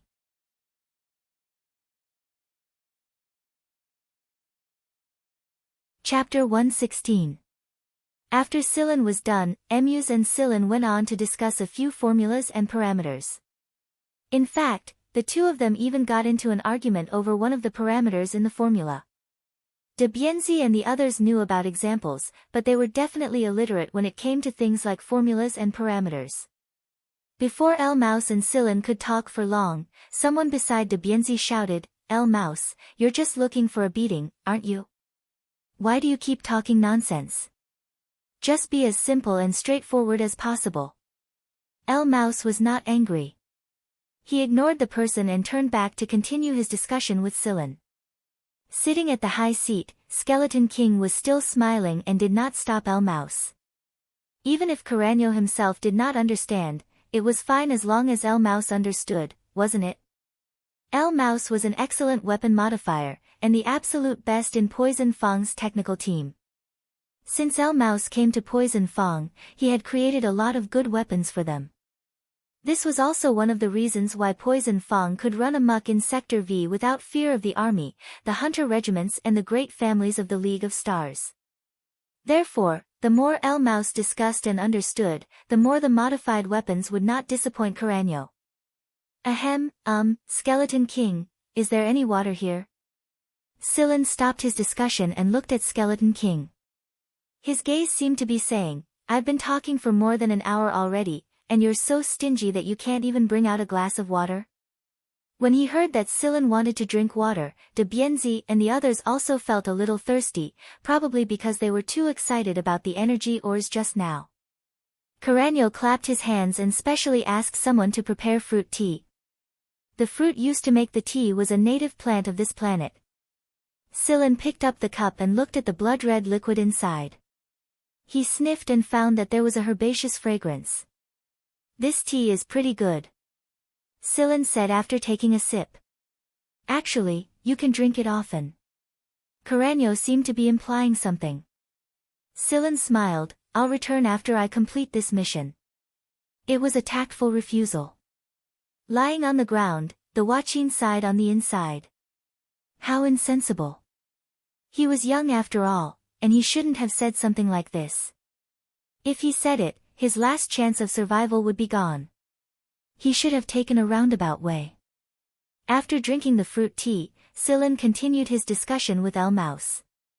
Just now, El Mouse seemed to be completely focused on the energy ores and didn't drink the fruit tea at all. Seeing that Silen and El Mouse had started discussing profound issues again, de Bienzi and the others were scratching their heads. He didn't know if it was an illusion, but de Bienzi felt a little suffocated. However, he attributed the reason to Silen and El Mouse's discussion. De Bienzi thought, as long as you know how to use guns and fly fighter jets, it's fine. What's the point of understanding so many profound issues? De Bienzi despised El Mouse in his heart. This kind of person only knew how to hide in the back. All he did was fiddle with a few new weapons. Wasn't he just a piece of trash on the battlefield? After the discussion was over, El Mouse took out his personal dagger. These daggers weren't high-energy density cutting tools, but were forged from a special alloy mixed in a certain ratio. They were used to cut energy ores in a small area. This was what technicians liked to use because this kind of dagger wouldn't consume too much energy from the energy ores. It looked like El Mouse was a very professional talent. El Mouse first cut off a small piece from the red-black energy ores and dragged it up with the dagger. His freed finger darkened the device covering his other arm and popped out a semicircular object. There was even a small notch inside it. El Mouse placed the cut energy piece into the notch and closed the notch. Then, he took out the semicircular object and placed it in the empty space at the center of the hall. He pressed a button on top of the semicircular object, and a red-black energy shield immediately enveloped the semicircular object. Silen raised an eyebrow. This object was indeed intricate. As expected of a professional. No wonder Shoten said that Poison Fang's equipment was very good. It would be strange if such a talent wasn't well equipped. Not to mention, there should be more than one such talent in Poison Fang. De Bienzi and the others very consciously retreated. El Mouse operated the device on his arm again and popped out a launcher. A white light bullet struck the semicircular object, but the semicircular object wasn't damaged in the slightest. Sitting on the high seat, Carreño's eyes lit up. De Bienzi and the others also couldn't help but take a step forward. El Mouse pressed another button on his arm and popped out another 4 launchers. There were 5 launchers in total, and each launcher could fire 3 shots in a row. 15 light bullets struck the semicircular object, but the semicircular object remained intact. Nice! Carreño couldn't help but exclaim. The effect of this energy ore's energy shield was just too good. De Bienzi and the others moved forward to take a closer look. King, this thing is just too good. Do we have to be afraid of those armies with this? We'll kill them the next time we run into them. That's right. When the time comes, we'll show them the power of our Poison Fang. Carreño calmed his breathing and looked at El Mouse. Let's continue with the rest. Let this king take a good look at the effects of these energy ores. El Mouse nodded and walked to the box containing the green energy ores with his dagger. He was just about to cut it when he heard Silen murmur beside him, How did this happen? Everyone looked over, and Carreño's pupils shrank. Right now, blood was dripping out of Silen's nostrils, and no matter how hard he tried, he couldn't wipe it clean.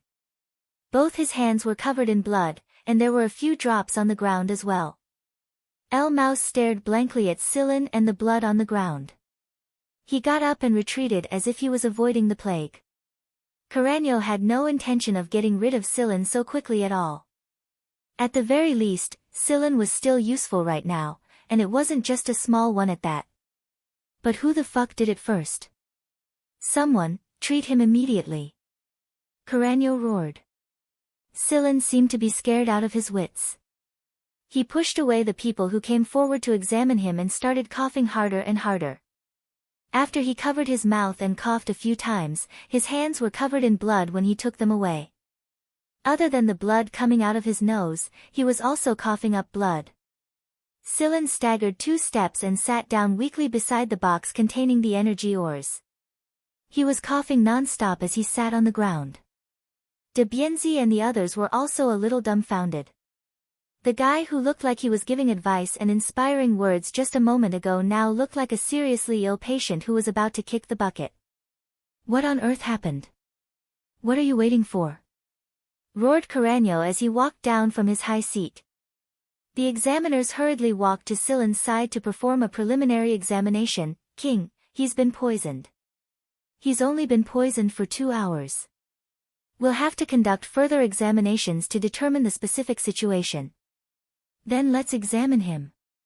Carreño's body was filled with murderous intent as he glanced at the people in the hall. 2 hours. Silen should have been brought here 2 hours ago, but he might have been poisoned before he arrived.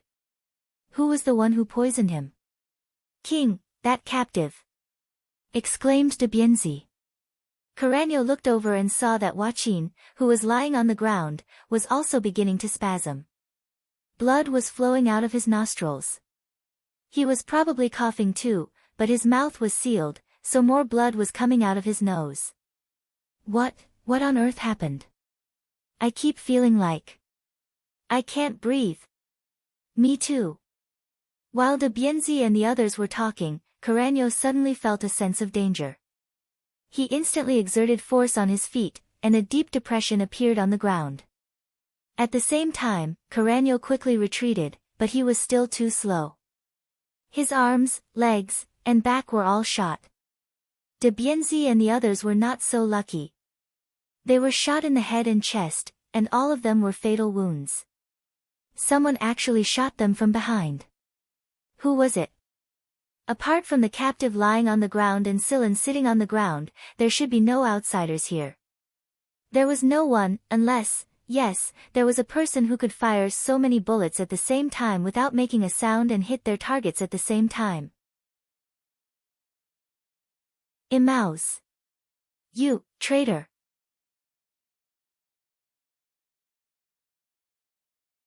Chapter 117. De Bienzi and the others had never thought that El Mouse would shoot them from behind. They had always thought that a person like El Mouse was most suited to hide in the backlands and dabble in technology to create weapons and develop resources for them. To put it bluntly, they never thought that El Mouse would have the courage to shoot them from behind. A person who dabbled in technology, a person who couldn't do anything without formula and parameter calculations, a person who wasn't as tall, strong, or imposing as they were, had actually given them a fatal blow. Where did he get the courage from? Did he not know the consequences of betraying the Skeleton King? There weren't many people in the hall, and Carreño didn't like to place so many guards around him. However, Carreño liked to keep pets, and sometimes he would release his pets to bite someone as punishment. Carreño liked the scene of his cute pets tearing people apart and eating them, and the poisoned Fang members around him would either be excited by the sight of blood or fearful. Either way, Carreño liked it. In the past, the pets would rush out the moment there was any unusual movement. Pets were more loyal than humans. But today was different. It was only now that Carreño realized that he had been careless. Although the pets inside the hall wouldn't run out and show themselves, they were still hidden somewhere in the hall. But what about now? He didn't see a single one of them except for the native beast at his feet. No, the native beast was asleep. How could it possibly fall asleep after making such a huge commotion? Perhaps something was very wrong when the spider under his palm ran away, but Carreño had been listening to Sillin enthusiastically at the time. He had even started to make long-term plans in his mind to realize his ambition. In the end, it was still a carelessness. To be able to become the leader of Poison Fang, Carreño was a capable person. Moreover, he never trusted anyone, even subordinates who had followed him for dozens of years. At most, Carreño would regret the loss of a helper if he saw them die. He wouldn't be sad, much less reminisce. Carreño's first thought regarding El Mouse's betrayal wasn't why, but to avoid El Mouse's attack range as if he had planned it beforehand. He would understand his subordinates first, and then he would be on guard. Carreño was always on guard against the people around him, so even if Carreño had walked down from his high position, he wouldn't enter anyone's best point of attack. This was also one of the reasons why he was able to avoid being hit in vital areas. Carreño had activated his protective shield while he was swiftly retreating to a place closer to the head seat. Then, he raised a metal wall to separate the head seat area from the area below the hall. El Mouse knew that he wouldn't get a second chance if he didn't end Carreño just now. Given Carreño's wariness, he must have arranged many escape routes. Right now, Carreño should have retreated from the hall and gathered the people outside to prepare to attack the hall. That was why El Mouse didn't chase after him. Instead, he pressed a few buttons on the device on his arm before the people outside rushed in. A beam of light shot out from the center of the hemispherical protective shield and swiftly spread to the surroundings, forming a hemispherical shield that enveloped the people inside the hall. Not satisfied with just this bit of protection, Muse threw out another 3 semi-spheres in quick succession. Using his dagger, Muse skillfully cut out a few small pieces from the red-black energy ores and installed them within. He then proceeded with the second, third, and fourth layer of protection and reinforcement. This series of actions was completed in an extremely short amount of time. By the time the people outside realized that something was wrong and rushed in, 4 layers of protective shields had already been raised. The red-black energy shield enveloped the entire hall tightly. Moreover, the energy ore used was special, so the people outside really couldn't do anything about it for a while. Carreño had probably already begun to gather people to make arrangements for the aftermath. For traitors, Carreño wouldn't show the slightest bit of mercy. Of course, Carreño wouldn't show mercy to anyone. Alright, based on the current situation, there shouldn't be any problems within half an hour. But after half an hour, it's hard to say. Carreño must be mobilizing heavy weaponry right now. In order to destroy us, he definitely won't care about razing this place to the ground. El Mouse said while leaning against the box containing the energy ores. There were only the three of them inside the energy shield. Be it Joaquin or Sillin, El Mouse wouldn't turn his back to them. Sillin, who looked like a dying man just a moment ago, slowly stood up and wiped the blood under his nose as if nothing had happened. Now that the blood had stopped flowing, he looked even more normal than a normal person. The same was true for Joaquin, who was lying on the ground. His breathing slowly recovered, and he looked puzzledly at Sillin and the Poison Fang trader. What on earth was going on? Sillin took out a gun and fired 3 shots at Joaquin. The 3 bullets hit the same spot, and the handcuffs broke with a clang. After recovering, Joaquin moved his limp hands and caught the gun Sillin threw at him. He broke the handcuffs on his feet and tore open the seal on his mouth. He grimaced in pain. Poison Fang probably didn't plan to tear open the seal for him at all. The seal they used was one that was almost glued to his skin. El Mouse's eyelids twitched when Sillin took out a gun. He didn't even see where Sillin took out the gun at all. The most depressing thing was that El Mouse still couldn't see where Sillin took out another gun after tossing it to Joaquin. Although Sillin had blocked the gun with his body, he should have done something to take out a gun, right? But in reality, El Mouse didn't see any extra movements from Sillin at all.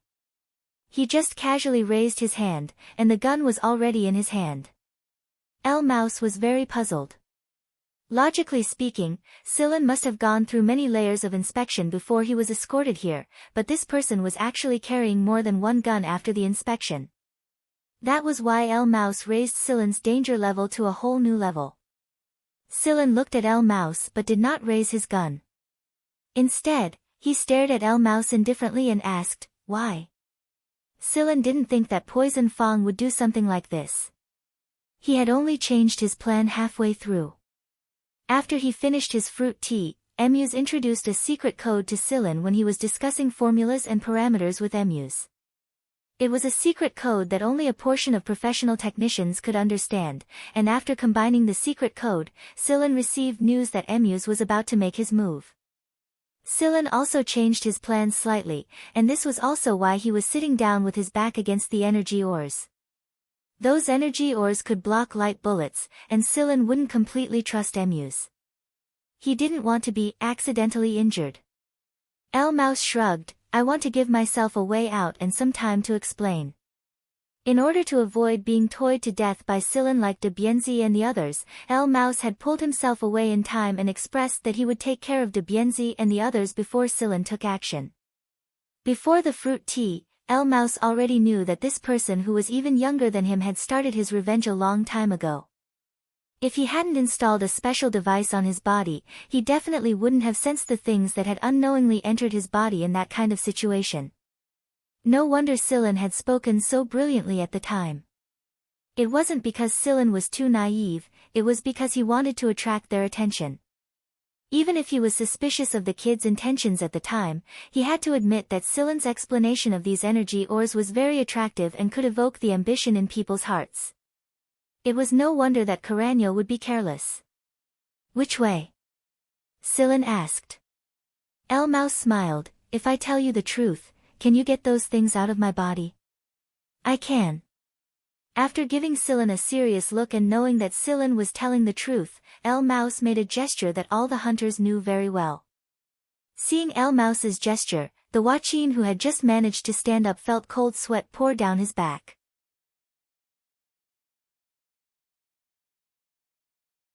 Chapter 118.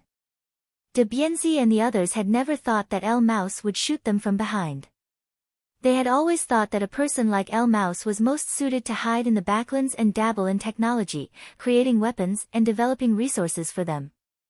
To put it bluntly, they never thought that El Mouse would have the courage to shoot them from behind. A person who dabbled in technology, a person who could never do anything without formulas and parameter calculations, a person who was not as tall, strong, or imposing as they were, had actually delivered a fatal blow to them. Where did he get the courage from? Did he not know the consequences of betraying the Skeleton King? There weren't many people in the hall, and Carreño did not like to place so many guards around him. However, Carreño liked to keep pets, and sometimes he would release his pets to bite someone as punishment. Carreño liked the scene of his cute pets tearing people apart and eating them. The Poison Fang members around him were either excited by the sight of blood or fearful of it. Either way, Carreño liked it. In the past, the pets would rush out the moment there was an unusual disturbance. Pets were more loyal than humans. But today was different. It was only now that Carreño realized that he had been careless. Although the pets inside the hall would not run out and show themselves, they were still hidden somewhere in the hall. But what about now? He didn't see a single one of them except for the native beast at his feet. No, the native beast was asleep. How could it fall asleep after making such a huge commotion? Perhaps something was very wrong when the spider under his palm ran away, but Carreño had been listening to Sillin enthusiastically at the time. He had even started making long-term plans in his mind to realize his ambition. In the end, he was still careless. To be able to become the leader of Poison Fang, Carreño was a capable person. Moreover, he had never trusted anyone. Even subordinates who had followed him for dozens of years, Carreño would at most regret the loss of a helper if they died. He would not mourn or remember them. The first thing that came to Carreño's mind when it came to Emu's betrayal was not why, but to avoid Emu's attack range as if he had planned it beforehand. He would always understand his subordinates, and after understanding them, he would be on guard. No matter what, Carreño would always be on guard against those around him. Therefore, even if Carreño were to step down from his high position, he would never enter anyone's optimal attack point. This was also one of the reasons why he was able to avoid being hit in vital areas. Carreño had activated his protective shield while he was swiftly retreating to a place closer to the head seat. Then, he raised a metal wall to separate the head seat area from the area below the hall. El Mouse knew that he would not get a second chance if he did not end Carreño just now. Given Carreño's wariness, he must have arranged many escape routes. Right now, Carreño should have retreated from the hall and gathered the people outside to prepare to attack the hall. That was why El Mouse did not chase after him. Instead, he pressed a few buttons on the device on his arm before the people outside rushed in. A beam of light shot out from the center of the hemispherical protective shield and swiftly spread to the surroundings, forming a hemispherical shield that enveloped the people inside the hall. That was not enough. 3 more hemispherical shields flew out one after another, and El Mouse used his dagger to cut out a few small pieces from the red-black energy ores in a practiced manner. He installed them into the ores and reinforced them a second, a third, and a fourth time. This series of actions was completed in an extremely short period of time. By the time the people outside realized that something was wrong and rushed in, 4 layers of protective shields had already been raised. The red-black energy shield enveloped the hall tightly. Moreover, the energy ores used were special, so the people outside really could not do anything about it for a while. Carreño had probably already begun to gather people to arrange the follow-up matters. For traitors, Carreño would not show the slightest bit of mercy. Of course, Carreño would show mercy to anyone. Alright, based on the current situation, there should be no problems within half an hour. But after half an hour, it's hard to say. Carreño must be mobilizing heavy weaponry right now. In order to destroy us, he definitely won't care about razing this place to the ground. El Mouse said while leaning against the box containing the energy ores. There were only the 3 of them inside the energy shield. Be it Joaquin or Sillin, El Mouse would not turn his back to them. Sillin, who looked like a dying man just a moment ago, slowly stood up and wiped the blood under his nose as if nothing had happened. Now that the blood had stopped flowing, he looked even more normal than a normal person.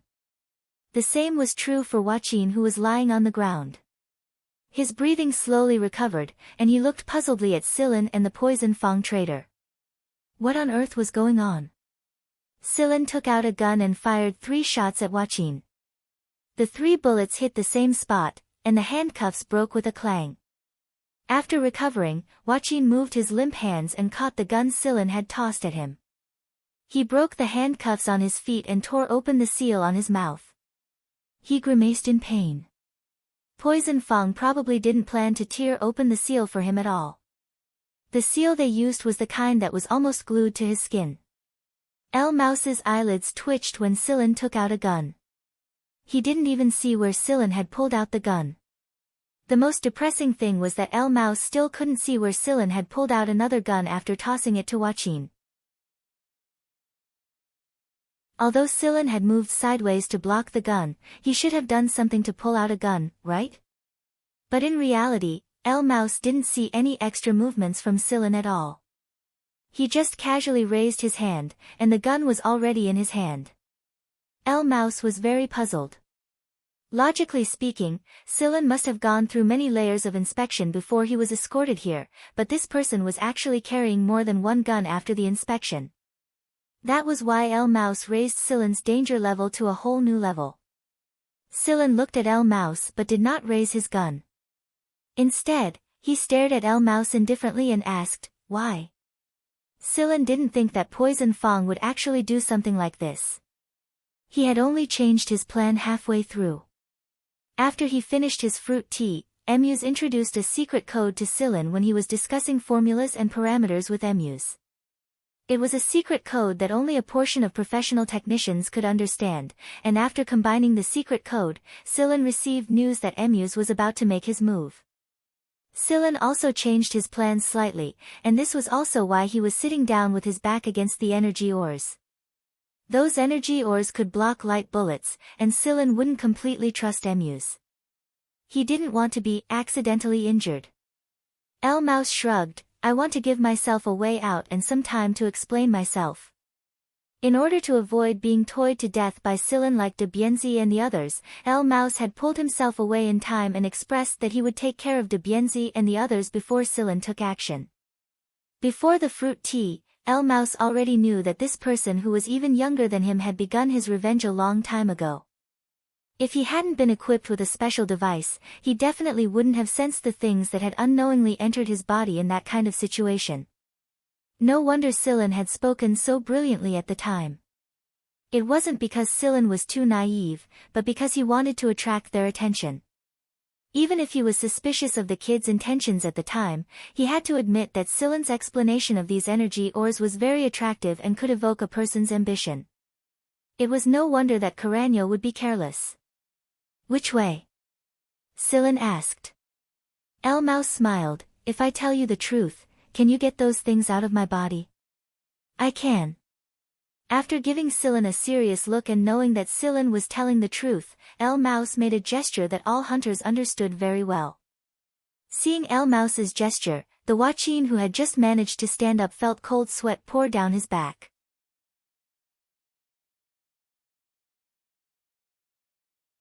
Chapter 119. De Bienzi and the others had never thought that El Mouse would shoot them from behind. They had always thought that a person like El Mouse was most suited to hide in the backlands and dabble in technology, creating weapons and developing resources for them. To put it bluntly, they never thought that El Mouse would have the courage to shoot them from behind. A person who dabbled in technology, a person who couldn't do anything without formula and parameter calculations, a person who wasn't as tall, strong, or imposing as they were, had actually given them a fatal blow. Where did he get the courage from? Did he not know the consequences of betraying the Skeleton King? There weren't many people in the hall, and Carreño didn't like to place so many guards in the surroundings. However, Carreño liked to raise pets, and sometimes he would release his pets to bite someone as punishment. Carreño liked the scene of his cute pets tearing people apart and eating them. The Poison Fang members around him were either excited by the sight of blood or terrified by it. Either way, Carreño liked it. In the past, the pets would rush out the moment there was an unusual disturbance. Pets were more loyal than humans. But today was different. It was only now that Carreño realized that he had been careless. Although the pets inside the hall wouldn't run out and show themselves, they were still hidden somewhere in the hall. But what about now? He didn't see a single one of them except for the native beast at his feet. No, the native beast was asleep. How could it possibly sleep after making such a huge commotion? Perhaps something was very wrong when the spider under his palm ran away, but Carreño was listening to Sillin enthusiastically at the time. He had even started to make long-term plans in his mind to realize his ambition. In the end, it was still a carelessness. To be able to become the leader of Poison Fang, Carreño was a capable person. Moreover, he never trusted anyone, even subordinates who had followed him for dozens of years. At most, Carreño would regret the loss of a helper if he saw them die. He wouldn't mourn or remember them. The first thing that came to Carreño's mind when it came to Emu's betrayal was not why, but to avoid Emu's attack range as if he had planned it beforehand. He would understand his subordinates, and after understanding them, he would be on guard against them. No matter what, Carreño would always be on guard against those around him. Therefore, even if Carreño were to step down from his high position, he would never enter anyone's optimal attack point.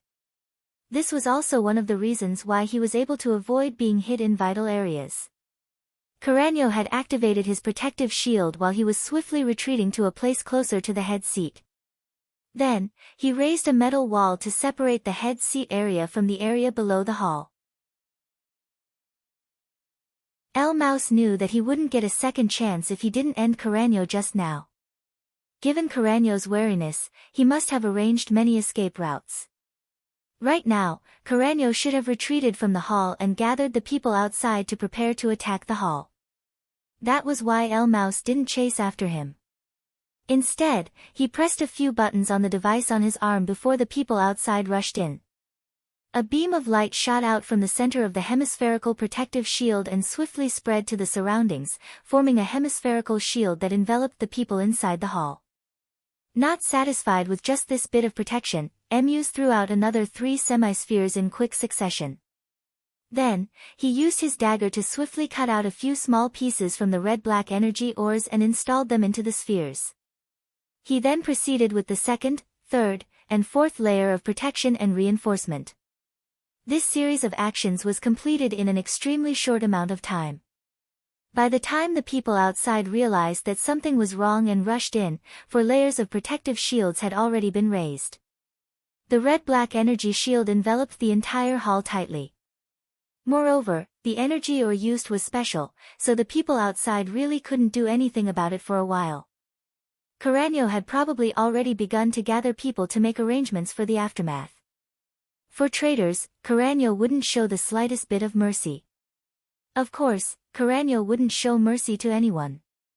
Alright, based on the current situation, there shouldn't be any problems within half an hour. But after half an hour, it's hard to say. Carreño must be mobilizing heavy weaponry right now.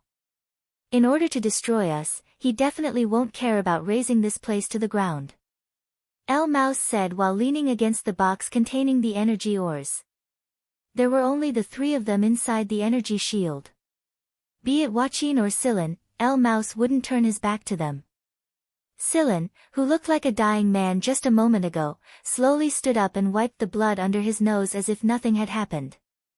Now that the blood had stopped flowing, he looked even more normal than a normal person. The same was true for Joaquin, who was lying on the ground. His breathing slowly recovered, and he looked puzzledly at Sillin and the Poison Fang traitor. What on earth was going on? Sillin took out a gun and fired 3 shots at Joaquin. The 3 bullets hit the same spot, and the handcuffs broke with a clang. After recovering, Joaquin moved his limp hands and caught the gun Sillin threw at him. He broke the handcuffs on his feet and tore open the seal on his mouth. He grimaced in pain. Poison Fang probably didn't plan to tear open the seal for him at all. The seal they used was one that was almost glued to his skin. El Mouse's eyelids twitched when Sillin took out a gun. He didn't even see where Sillin took out the gun. The most depressing thing was that El Mouse still couldn't see where Sillin took out another gun after tossing it to Joaquin. Although Sillin had moved sideways to block the gun, he should have done something to take out a gun, shouldn't he? But in reality, El Mouse didn't see Sillin make any extra movements at all. He just casually raised his hand, and the gun was already in his hand. El Mouse was very puzzled. Logically speaking, Sillin must have gone through many layers of inspection before he was escorted here, but this person was actually carrying more than one gun after the inspection. That was why El Mouse raised Sillin's danger level to a whole new level. Sillin looked at El Mouse but did not raise his gun. Instead, he stared at El Mouse indifferently and asked, "Why?" Sillin didn't think that Poison Fong would do something like this. He had only changed his plan halfway through. After drinking fruit tea, El Mouse introduced a secret code when he was discussing the formula and parameters with El Mouse. It was a secret code that only certain professional technicians understood. After combining the secret code, Sillin received news that El Mouse was going to act, and Sillin changed his plan slightly. This was also why he sat down with his back against the energy ores. Those energy ores could block light bullets, and Sillin didn't trust El Mouse completely. He didn't want to be accidentally injured. El Mouse shrugged, "I want to give myself a way out and some time to explain myself." In order to avoid being toyed to death by Sillin like de Bienzi and the others, El Mouse had pulled himself away in time and expressed that he would take care of de Bienzi and the others before Sillin took action. Before the fruit tea, El Mouse already knew that this person who was even younger than him had begun his revenge a long time ago. If he hadn't been equipped with a special device, he definitely wouldn't have sensed the things that had unknowingly entered his body under those circumstances. No wonder Sillin had spoken so brilliantly at the time. It wasn't because Sillin was too naive, it was because he wanted to attract their attention. Even if he was suspicious of the kid's intentions at the time, he had to admit that Sillin's explanation of these energy ores was very attractive and could evoke the ambition in people's hearts. It was no wonder that Carreño had been careless. "Which way?" Sillin asked. El Mouse smiled, "If I tell you the truth, can you get those things out of my body?" "I can." After giving Sillin a serious look, El Mouse knew that Sillin was telling the truth. He made a gesture that all hunters understood very well. Seeing El Mouse's gesture, the Huachin who had just managed to stand up felt cold sweat pour down his back.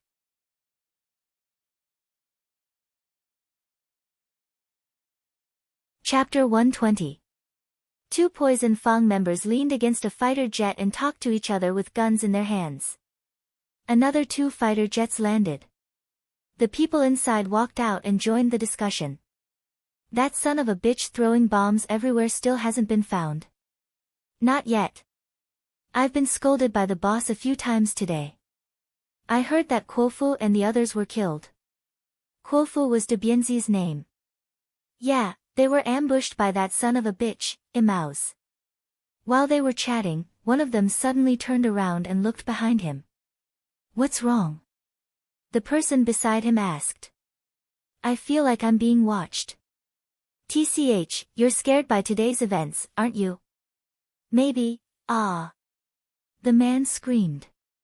Something crawled into my body." Then, he let out a few more screams. He felt a sharp pain in his body.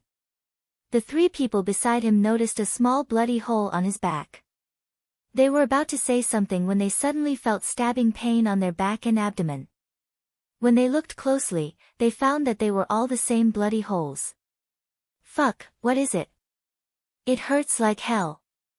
The people nearby heard the noise and came over. Then, more and more people screamed in pain. Their arms, thighs, shoulders, necks, anything that was exposed had been crawled. Some of them had been greatly stimulated by de Bienzi and the others. Now that something like this was happening, they thought that the worms were about to crawl out of their bodies. They were so scared that they almost fell into despair. He was not afraid of death, but he did not want to see himself end up like de Bienzi and the others. He picked up a gun and pointed it at his own head. Bang! Blood sprayed all over the ground. Some people picked up a knife and stabbed at the bloody hole. They stabbed themselves until they were bloody, but they still could not find the thing that crawled into their bodies. Some people pulled the trigger and sprayed the surroundings under the stimulation of intense pain. They did not know where this so-called enemy was, but the sound of gunfire always made them feel a little safer. They did not have the time to care if other people were within their shooting range. They blindly fired aimlessly. Many people died to their comrades' guns in places where there were more people. Panic spread, and chaos began to spread. Sillin watched the situation from a dark corner of a building. The corner of his mouth curled up slightly. They're here so soon. A gray shadow flashed by. Hui Mao jumped onto Sillin's shoulder. Hee, don't you know who's going to do it? After Sillin found out the location of the armory, he informed Hui Mao.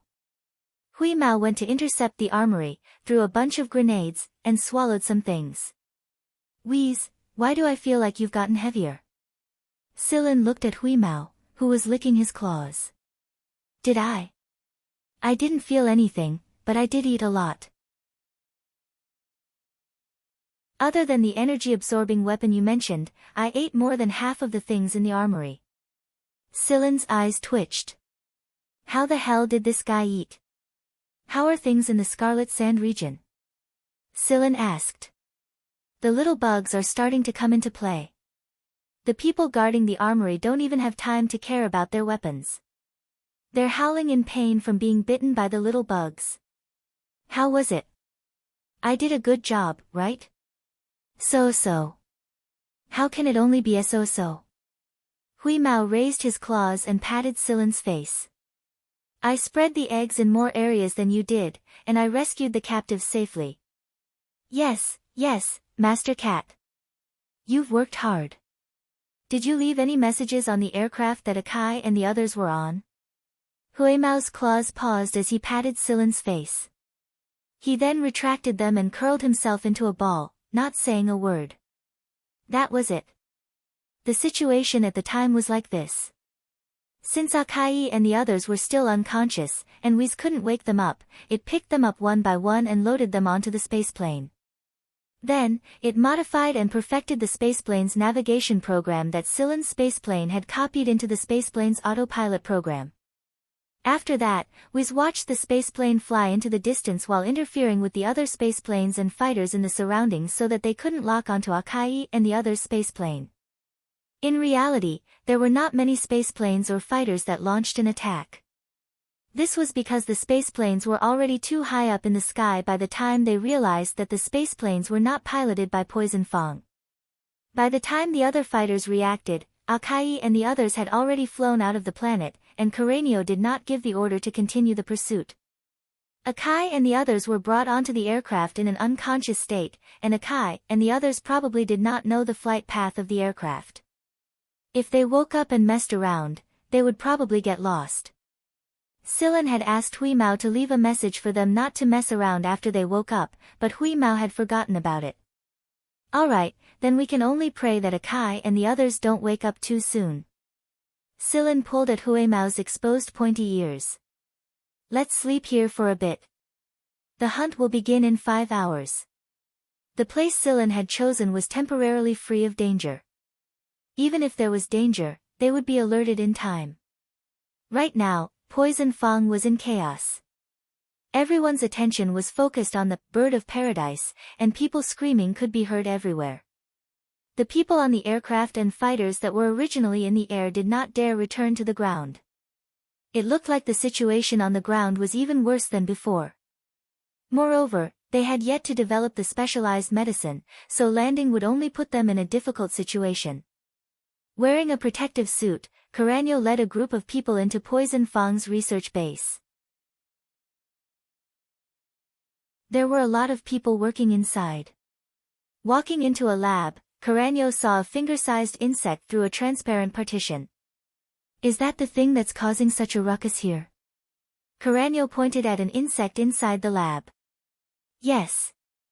A researcher wearing a protective suit said with a crazed look in his eyes, we've never seen this insect's genes before. We haven't even seen any species that are similar to it. Their genetic composition is a little special. The researchers here were only wearing normal lab coats before, but after 2 researchers had their bodies invaded by insects while they were researching them, causing them to become the experimental subjects of their colleagues, the researchers in the experimental base all wore thick protective suits. Since most of them stayed in the research base, more than half of them were not infected by the parasites. The bird of paradise that came later had not yet spread to this place. Listening to a string of technical jargon that he did not understand at all, Carreño raised a hand and strangled the researcher who was talking to himself. This king is not here to listen to your long-winded nonsense. Just as the researcher's eyes rolled back and his neck was about to snap, Carreño finally let go and put the researcher down. How's the specialized medicine coming along? Cough cough, cough cough cough. The researcher recovered and answered, it'll take about 5 more hours to complete the preliminary analysis. Carreño let out a low growl. He was obviously very dissatisfied with this answer. What can we do with these insects right now? Not yet. They're very fast, say no more. Carreño cut him off and said to the people behind him, if there's no progress in 5 hours, kill them. Yes, my king. The researchers were afraid. This time, Carreño was for real. They had wanted to get more infected people to use as test subjects, but it looked like they had no choice but to give up for now. They had to hurry up. 5 hours was enough for a lot of things to happen. 5 hours later, the number of birds of paradise had grown to a terrifying number. They had also entered the logarithmic growth period that Sillin had originally calculated. When he opened his eyes, Sillin's eyes were cold. He flicked the ear of Hui Mao, who was curled up in his arms and sleeping soundly. Wheeze, it's time to get up and hunt.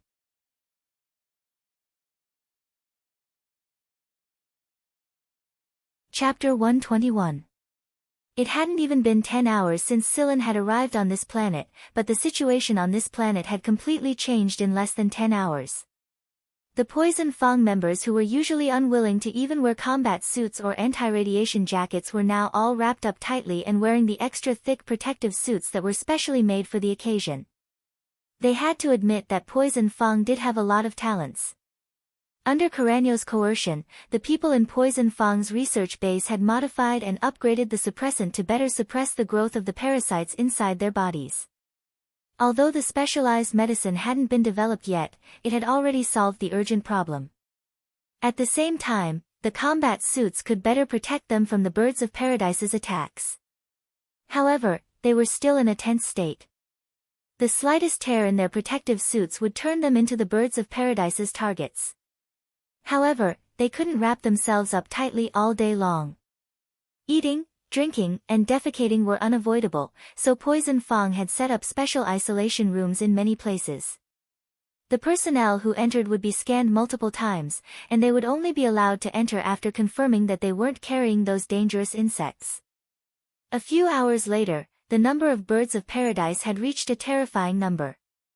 Although Poison Fang didn't do a precise count, someone had done a rough calculation, and the conclusion they came up with made them feel endless panic. They had tried a series of measures such as burning, freezing, and using drugs, but the results weren't very good. These insects were too fast, and their resistance was also very high. The people in the research base even suspected that these insects had decent intelligence.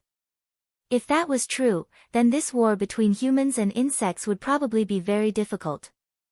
These insects were too good at seizing opportunities. Right now, Carreño hated Sillin and Emaus to the core. He was certain that either Emaus or Sillin was the cause of all of this. No matter who it was, Carreño would definitely make them regret being born into this world.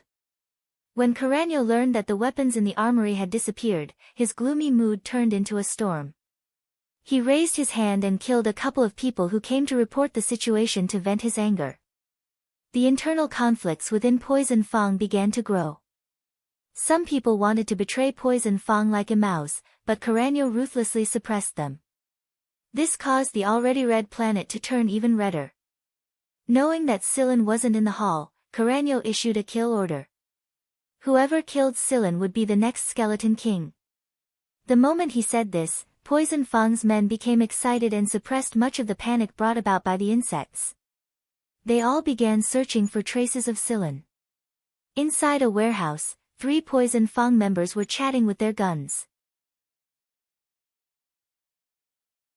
They had just finished their patrol and finally had the chance to sit down and rest. Those jumping bugs are driving me crazy. This protective suit is so fucking awkward. I feel like I've suddenly crossed a ton. I feel like an idiot, another person complained. I'd rather wear this. It's much better than being bitten to death by those jumping bugs. As he spoke, 3 cold lights suddenly shot towards the 3 of them. But it didn't cause them any direct harm. The 3 of them immediately became alert. Who is it? One of them raised his gun and looked around warily. It's over, what are you talking about? Hurry up and find him. No, our protective suits are torn, there was no killing intent, no unusual movements. It was just 3 cold lights that appeared out of nowhere. Before the 3 of them could react, they had already cut through their protective suits. The trio stared blankly at the tiny wound on their shoulders, cold sweat dripping down their backs. The birds of paradise who had been spying on them from the shadows grew restless. The 3 screams caused the atmosphere in the originally quiet warehouse to become strangely eerie. Hearing the screams, the people around them hurriedly surrounded them. Whoosh! A shadow flashed past them so fast that it was difficult to capture it.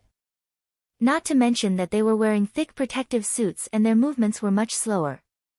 It was even more impossible for them to capture the shadow that flashed past them. This person raised his gun and pointed it at the surroundings. After looking around, he didn't find anything out of the ordinary.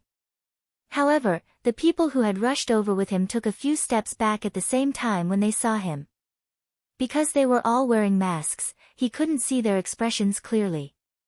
However, this person knew that the others definitely didn't look good. What on earth happened? Before he could finish his sentence, an intense pain came from his back. He knew what this meant. Despair, fear, no wonder everyone retreated. No, I refuse to accept this. Why are you retreating? Why am I the one who got my protective suit cut? Why am I the one who became a sacrifice for those worms? If I'm going to hell, I'm going to drag you down with me. This person pulled the trigger, and the others around him also opened fire. Bang, bang, bang. The sound of gunshots rang out incessantly. The thick protective suits that ordinary bullets couldn't penetrate were riddled with holes under the various laser bullets.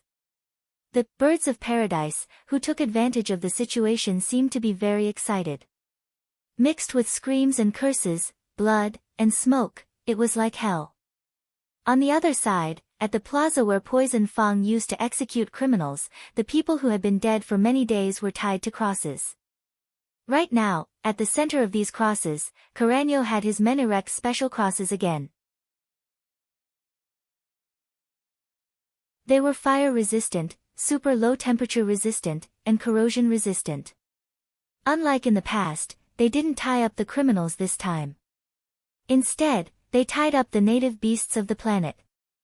As if they knew the danger they were about to face, these beasts struggled and howled with all their might. The metal chains clanked against each other as they struggled. Dressed in protective suit, Carreño sat on a high chair and watched the activity below with his head propped on his hand. These dead people didn't have parasites inside their bodies, and the dead couldn't provide them with good nutrition either. Therefore, they weren't the targets of those jumping worms. That was why Carreño thought of a solution. Although it was a little stupid, it was still a good way to boost the morale of the troops at this stage. The repeated waves of panic had caused Poison Fang's men to become a little nervous. As their leader, Skeleton King naturally had to show his worth as a leader. After the 10 native beasts were tied up, the people on the cross swiftly retreated to the stands. Then, under their expectant gazes, the jumping worms swarmed towards the native beasts tied to the crosses one after another. There were worms of all stages of growth, big and small. Since Poison Fang's men were wearing thick protective suits, they couldn't bite through the protective suits in one go. Instead, they might be caught. The birds of paradise possessed a certain level of intelligence, so they would only attack people with holes in their protective suits. However, it wasn't easy to encounter people with holes in their protective suits for the past few hours. The birds of paradise's reproduction rate was so fast that many worms couldn't obtain enough nutrition. Now that Carreño had released the native beasts, he had undoubtedly given them more food to eat. The native beasts let out tearing wails. Carreño was very satisfied as he watched the worms burrowing into the native beasts' bodies one after another. He was quite impressed by his own foresight. After discovering this scene, he had set up multiple layers of protection around the breeding ground. Originally, it was only to preserve the meat rations, but now it seemed that the meat rations were quite useful. Seeing that the situation was about right, Carreño pressed the button beside him. A transparent barrier suddenly appeared from the ground around the cross field and trapped it inside.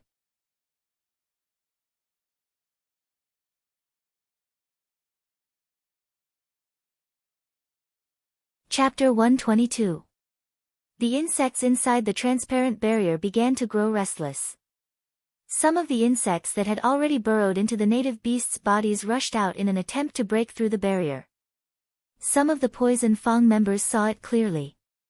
Perhaps it was because the insects happened to be in an area where the bones were densely packed, they bit through the native beasts' bones. They opened their mouths wide and let out sharp cries that could be heard even through the transparent barrier. The white bones that had been bitten through the uprooted flesh were very eye-catching. The poison fang members who saw this scene unconsciously shuddered. No wonder those who had been bitten had screamed so miserably, and no wonder those who had committed suicide without hesitation the moment they were bitten. Enduring this kind of pain was indeed worse than death. Carreño pressed another button, and several jets appeared inside the transparent barrier. Crimson tongues of flame spat out of the jets, and the transparent barrier was instantly filled with flames. Someone beside him moved closer to Carreño and reported the situation over at the warehouse. Carreño waved his hand and motioned for them to leave it be for now. At the same time, he turned on the communicator and said something. Then, he returned to his previous posture and looked down at the situation below from above. The transparent barrier might have isolated the inside from the outside, but in reality, there were ventilation holes in all four directions. These ventilation holes only allowed air to flow, but not the insects inside to escape. Smelling the faint burnt smell in the air and listening to the sharp cries of the insects inside, the poison fang members laughed arrogantly. It was also the most carefree laughter they had heard in the past few hours. However, they did not know that this would be the last time they would laugh like this in their lives. At the same time, Silin and Hui Mao were hiding somewhere close to Poison Fang's research base. In order to cut off Poison Fang's hope, they had to destroy this research base. Silin knew what kind of place Poison Fang's research base was. It reminded Silin of the underground laboratory in the slum town. It was so cold and merciless, and filled with twisted and crazy people. Hui Mao was crouching on the ground like a cat with his ears pressed down. His eyes were staring blankly at the research base not far away from him. The defense measures of the base were very good. It only needed to listen to know that it would not be easy to break in. Otherwise, the defense system outside would directly blast them into pieces. Just as he was about to ask Silin what he should do, he turned around and saw Silin take out something the size of a lunchbox. Hui Mao was furious. Silin, you glutton. Now is not the time to eat a boxed meal. Silin. In this world, the one who was least qualified to say such words was this stupid cat. Still eating boxed lunches? Who would be so stupid as to squat in such a place and eat a boxed lunch? Only a gluttonous cat like you would think of that. Silin pinched Hui Mao's ear. Good boy, go dig a hole. Drop this thing right under the base and retreat quickly. Pay attention to concealment and shielding, you understand? There's no need to ask questions about such simple things. Hui Mao picked up the small box with its mouth and dug its front limbs like a drill bit. After predicting the possible underground scanning range, Hui Mao dug to the depth Silin mentioned and moved towards the base. After confirming the location, it put the small box down and quickly returned along the original path. Before the gray cat could even boast about its achievement, Silin had already grabbed it and started running madly. Before he ran, he didn't forget to throw a few quail eggs.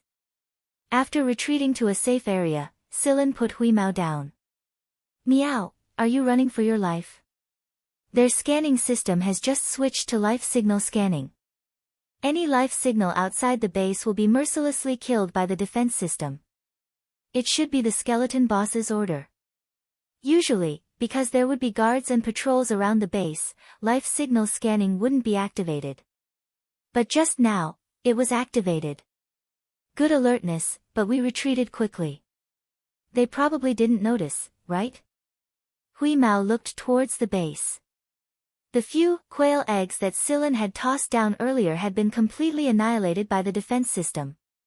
The bugs that were hiding in the dark had also been killed. No, we retreated quickly. If we were a second slower, we wouldn't have survived. That's good.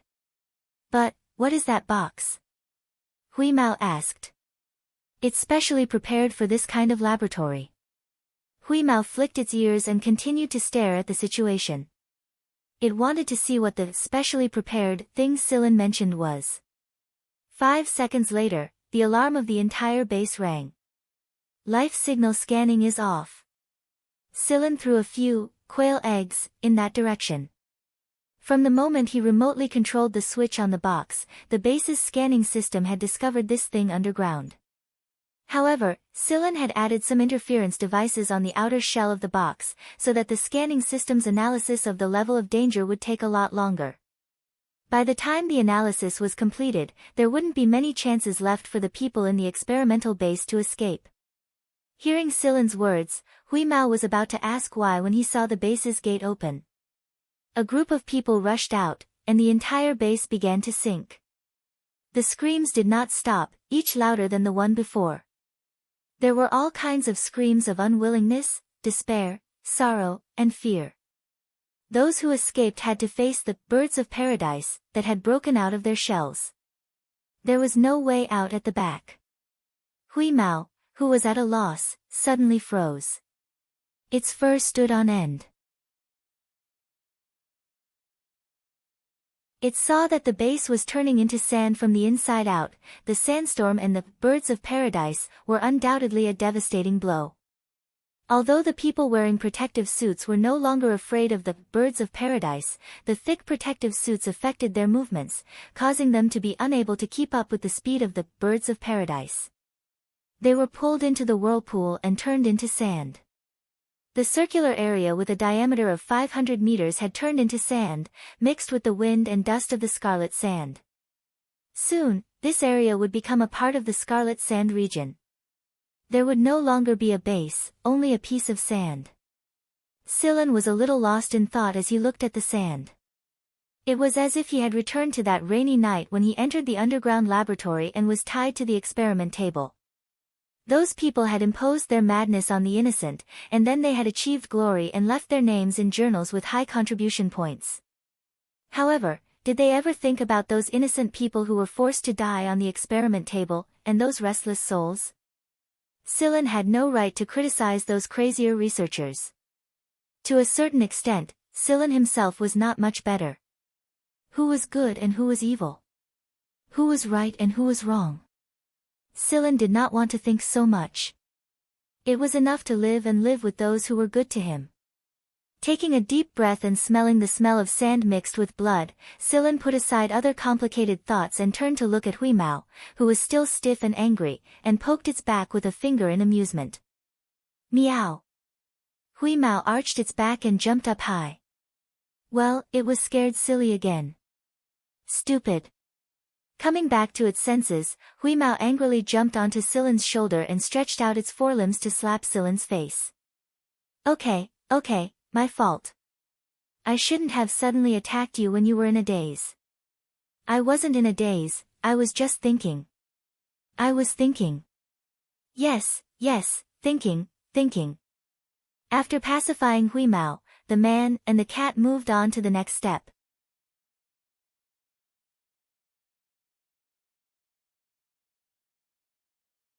Chapter 123. At the cross field, Carreño stared at the transparent cover with his brows knitted tighter and tighter. The first time they had bound the native beasts and trapped the insects inside the cover, the high-temperature fire had been very effective. It had indeed boosted their low morale greatly, but the second wave had failed. It was obvious that many of the insects would only wander around the perimeter of the cover instead of gathering together. To be more precise, they would only wander around the perimeter of the transparent cover and not step into the area where they were trapped. These insects' intelligence was pretty high, and it annoyed Carreño a lot. Their opponents had always been humans and viruses, and they had never faced such creatures before. When it came to humans, they slaughtered wantonly. When it came to viruses, most Poison Fang members had developed a resistance to them after many experiences. However, Carreño was powerless against these insects. He could only hope that the research base could come up with a countermeasure as soon as possible. Since the beginning, Carreño had a bad feeling. One could even say that it was an ominous feeling. How many years had it been since he fought his way out of Sector V single-handedly until he founded Poison Fang? He had never felt this way before. Suddenly, the communicator in Carreño's hand rang. After he picked up the notification, a terrified, trembling voice came from the other side. "King, the base has been destroyed. The research base has been destroyed." Carreño felt as if a basin of ice had been poured down from the top of his head. It was bone-chilling cold. Inhaling deeply, Carreño tried to find the right syllables. "Didn't I tell you to activate the defense system to its highest level and use the life signature detector to scan the outside?" Carreño was almost roaring at the end of his speech. The originally noisy cross field instantly fell into a dead silence. Even the native beasts tied to the crosses seemed to be scared out of their wits and kept quiet out of fear. The entire cross field was suddenly enveloped by Carreño's anger and killing intent. Bang! Listening to the report from the communicator, Carreño could no longer control himself and crushed the communicator. His two pairs of fangs were almost parallel to the ground. Everyone in Poison Fang knew that this was Skeleton King Carreño's moment of anger. No one dared to breathe loudly. Carreño sat on the chair, his eyes clouded over. "Let's continue." After saying that, Carreño stood up and left, leaving the group of Poison Fang members looking at each other in dismay. After Carreño left the cross field, he went to an isolation room, took out his communicator, and connected the signal. "Are the researchers still around?" Carreño mentioned a few names. They were the main people in charge of the research on the parasites and the bird of paradise. However, the report from the other side swept away Carreño's wishful thinking. Out of the 5 researchers who were in charge of researching the 2 types of insects, only one was lucky enough to survive. However, it was only survival, and it was unknown how long he could last. This was because the last remaining researcher was also in a state of severe injuries. A bird of paradise had bitten through his lungs, and at the same time, his liver and kidneys were also bitten. The other researchers who had escaped tried their best to rescue him and force the bird of paradise out of his body. However, everyone knew that without the relevant equipment and the relevant materials from the experimental base, it would be very difficult for this person to survive. The research lab was located at the innermost part of the base, and it was the lab with the best security. At the same time, it was also the first place to suffer from desertification. It was already a miracle that they were able to escape, but there was no helping it. There was still a hungry bird of paradise that had just hatched and was waiting for them outside the base. All of the information and research results, even if they weren't the final results, had reached a certain level of research. It was only a matter of time before the analysis was complete. Everything had turned to sand. Silen wanted to see them being pushed step by step towards the cliff of despair, and be punished in panic and despair. By now, Carreño was very certain that everything was planned by Silen. That seemingly simple and honest young man was actually a devil, and he had brought disaster upon them. Since he couldn't catch Silen, Carreño really wanted to act against Emaus and Joaquin. But there was no other way. With Emaus' abilities, he couldn't touch Emaus at all without the relevant weapons and equipment. It would only be a waste of combat power. Carreño was very regretful. Poison Fang had been too reliant on Emaus for the past few years. He didn't feel it normally, but after he truly separated Emaus, he realized that Emaus' hand was everywhere. After some thought, Carreño issued the highest order for Poison Fang to hunt down Sillin at all costs, disregarding all other matters at the moment. Since Sillin was able to bring these insects here and avoid their invasion at the same time, it meant that Sillin had a way to deal with these insects. He couldn't count on the experimenters anymore, so Carreño placed his final hope on Sillin. At the same time, he let every Poison Fang member know that Sillin had a way to avoid the insects. The little Poison Fang members searched even harder. At this time, Sillin, the person whom Carreño hated to the bone, brought Hui Mao to a deserted airport. Carreño had already abandoned this airport, and there were a few spaceplanes and fighter jets parked there. Both the spaceplanes and fighter jets have a self-destruct program, and there's also a remote-controlled bomb. The main controller should be in Carreño's hands. If we take off in a spaceplane or fighter jet, it will definitely explode like fireworks in less than 2 seconds. This was also a trap Carreño had set up after Akai and the others had left in the spaceplane. Controlling the spaceplanes and fighter jets would prevent Sillin and the others from escaping even if he couldn't catch them. Sillin's words had undoubtedly caused Hui Mao, who was planning to fly a spaceplane for fun, to retreat far away. Right now, Hui Mao was afraid of a lot of human weapons. The more it came into contact with them, the more it knew that there were enough things in human weapons that could turn an extremely rare miracle creature like it into dust. After a round of inspection, Sillin walked onto a spaceplane. Everyone who could escape had done so, and those who couldn't had become the bird of paradise's delicious meal. A person who was half lying at the entrance of the passage, unable to avoid the bird of paradise's poisonous fangs, in time, had already been bitten beyond recognition. When Sillin walked to his side, the bird of paradise's eggs had just hatched in his body. The birds of paradise that had crawled out were extremely excited to see a living human in front of them.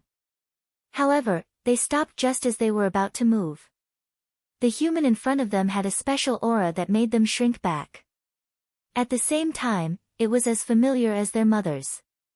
No matter which one it was, it dispelled their desire to attack. As for Hui Mao, the birds of paradise didn't dare to attack him at all.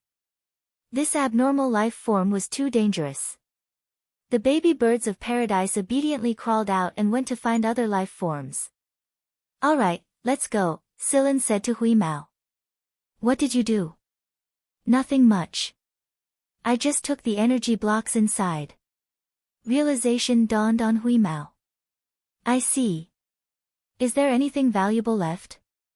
When we leave this place, we can sell them for a good price to pay off our debts." Sillin smiled and patted the cat's head. "No, let's go.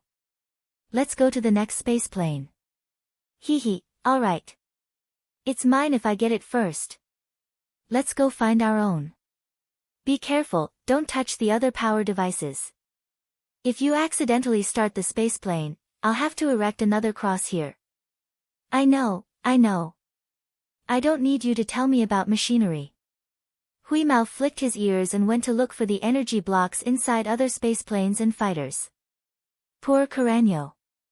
He had originally set up a trap, but he didn't expect that Sillin and Hui Mao would squeeze out the last bit of value from him. Sillin looked at the sky.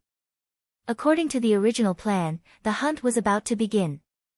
He tore off the skull emblem on the chest of the man who had been bitten by the birds of paradise and walked out of the spaceplane.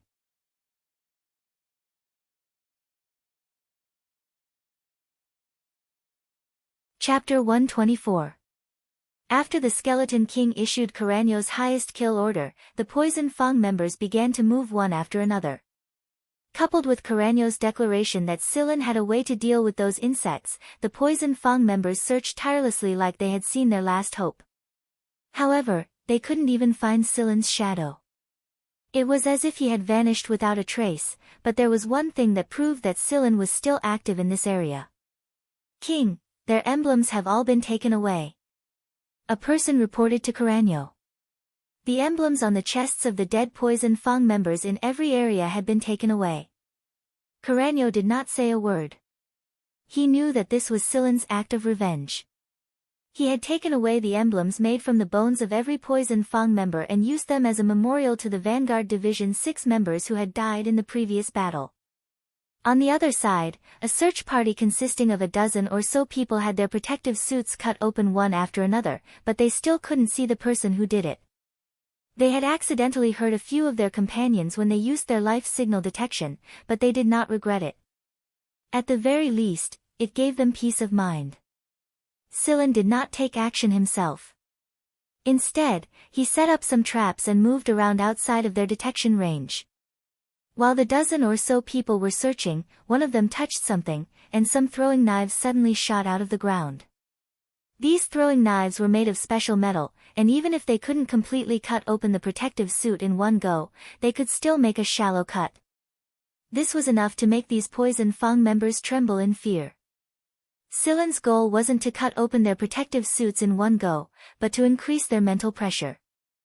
Throwing knives, guns outside of their detection range, burning smoke grenades, and all kinds of other mischievous tricks made these Poison Fang members want to commit suicide. There was a limit to how tense a person could be.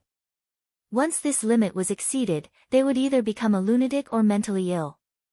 If the protective suit could survive the first time, what about the second, third, or even seventh time? Poison Fang knew that there would always be a cut, but what they didn't know was when it would happen. These people walked to a corner with tense nerves, and with a click, they stepped on something. Then, a large area of flames suddenly appeared on the ground. The ground was originally covered with a layer of medicine, so it was not a threat. There were also some small balls on the ground that were very similar to the color of the ground. These small balls contained another kind of chemical. When the small ball was stepped on, the chemical inside would be released. When the chemical came into contact with the chemical on the ground, it would cause a violent burning reaction when it came into contact with oxygen. Then, the poison fangs would dodge in panic, and as they dodged, they would step on even more of the little balls. In the end, it would cause a large area of high-temperature flames to surround them. The flames surrounded them, burning their protective suits. Although the suits could withstand the high temperature for a while, they couldn't stay for long. They quickly ran away, but the road was covered with chemicals. Although the original road did not have those balls, the substances inside the balls were still on the soles of their feet. As they ran, they would carry the substances inside the balls to other places that were covered with chemicals. In other words, wherever they ran on this road that was covered with chemicals, there would be a fire. Finally, he was out of the range of the flames, but, a blood-curdling scream rang out. Following that was a second person, then a third. It turned out that those people's protective suits already had shallow cuts. The protective suits with shallow cuts could no longer withstand the high temperature of the flames, and a hole was torn open. The birds of paradise took the opportunity to burrow in.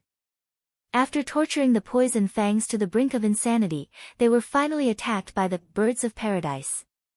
After that, only 2 lucky fellows were left with their protective suits that had not been torn open.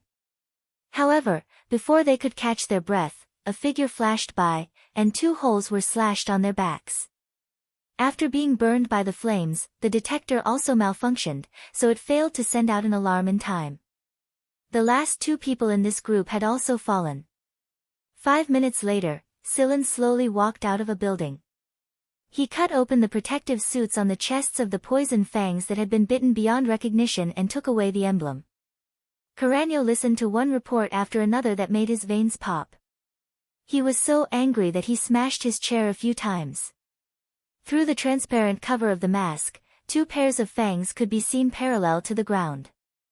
Bring this king's pets over. Take care to protect them. Yes.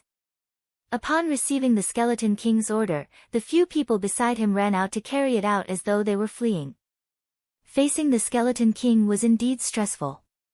Inside the hall, El Mouse and Wachin were leaning against a box of energy ores as they chatted and probed each other. However, both of them were at the level of foxes, so it was rare for them to get anything useful out of each other. Just then, someone came in and looked at the 2 people inside the 4-layered energy barrier. However, he did not say a word and moved a few chairs away from the hall. What are they doing? Wachin asked. I'm guessing that Carano is about to release his little pets. TSK, looks like Carreño's brain isn't so stupid that it's negative. He finally thought of this method. El Mouse said while stroking his chin, his eyes dark and unreadable. Joaquin directly filtered out the latter part of El Mouse's words and asked in puzzlement, "Little pets?" "That's right. Just like how a dog can track its target based on smell, Carreño's little pets have an extraordinary sense of smell." Joaquin began to worry. Many people said that an animal's sense of smell was more sensitive than a detector, not to mention a species that had a considerable advantage in smell. Sillin had previously sat on a chair in the hall and left behind a scent. Carreño was going to track Sillin based on the scent that Sillin had left on the chair. He did not know what that kid Sillin would do. As he thought about it, Joaquin suddenly thought of something. His eyebrows relaxed and there was even a hint of a smile in his eyes. El Mouse was undoubtedly an observant person. He caught the smile in Joaquin's eyes. "Vice Captain Joaquin, looks like you have a lot of confidence in Sillin. Tell me what you think of so I don't have to worry too much." Joaquin did not speak and directly ignored El Mouse. Carreño's little pets were not small.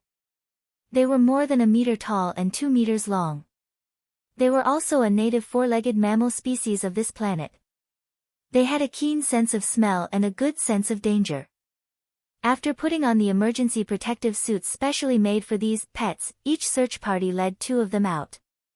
With the help of these little pets, Poison Fang's search became much more convenient. Sillin had moved around in many places, so it was impossible to say that he did not leave any traces behind.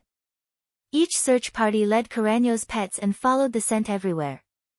In the end, after going around in circles, every search party's target was the same, the cross field.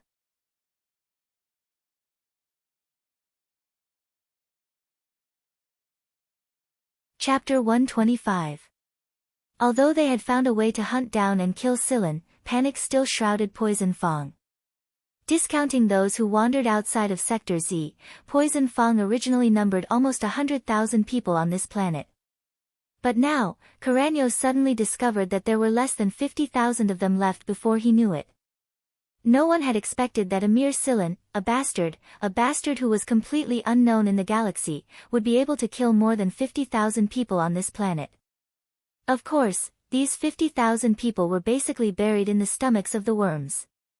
Other than the birds of paradise, the original little parasites had slowly developed a resistance to the primary inhibitor after the research base had been decertified.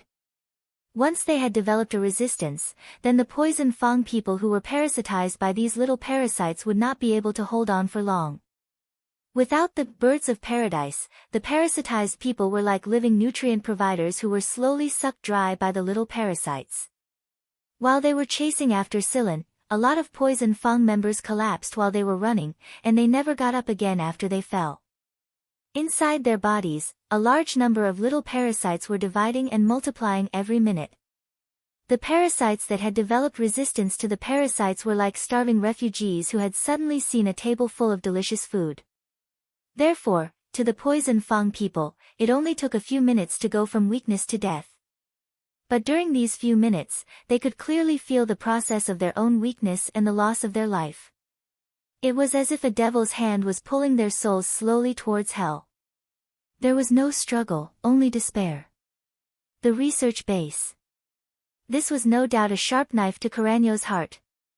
It was also the biggest slap to the face Carreño had endured in all these years. In reality, the destruction of Poison Fang's research base contained many factors. The Scarlet Sand region's geographical environment accelerated the rate of desertification, and the research base was not discovered in time.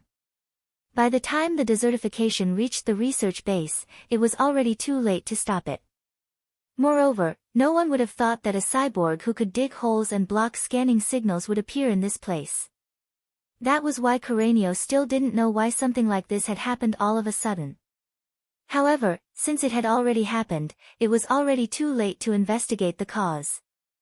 Right now, Carreño had placed all of his energy on hunting down Sillin. Night slowly descended around the cross field. To Poison Fang, night was once their favorite time. They loved to slaughter under the cover of night and listen to their prey's terrified and despairing cries. However, the current situation was different.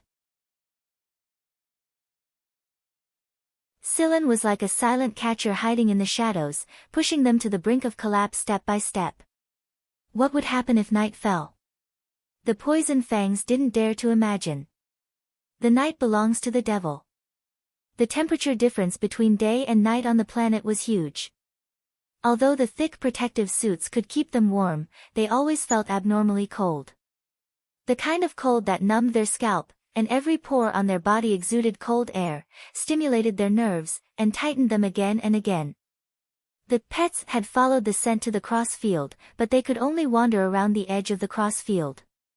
They could not confirm Scylla's general location or pinpoint his exact location.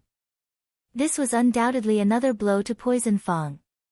50,000 people had silently gathered at the edge of the cross field and formed a circle to surround it. But no matter how hard they searched, they couldn't find Scylla's figure no matter how hard they searched and turned the cross field upside down. They searched every inch of the cross field like madmen, but the result was like a cold joke mocking their incompetence. Pfft, another person fell. Someone fell at every moment. This cross field was like a devil's domain that absorbed the souls of these people at every moment. The night, the blood, the crosses, and the people fell one after another. The sinners, who had been dead for many days, and the native beasts who had been gnawed by the birds of paradise to the point where only a few incomplete bones were left, laughed at the people surrounding them amidst the whistling wind. It was as if they were waiting for these people to accompany them. An hour later, 2 out of 5 people were gone, and only 30,000 were left. 20,000 people had fallen just like that. There were no loud gunshots, no bloody slaughter. They had simply fallen. They had never experienced such a feeling of helplessness and powerlessness before.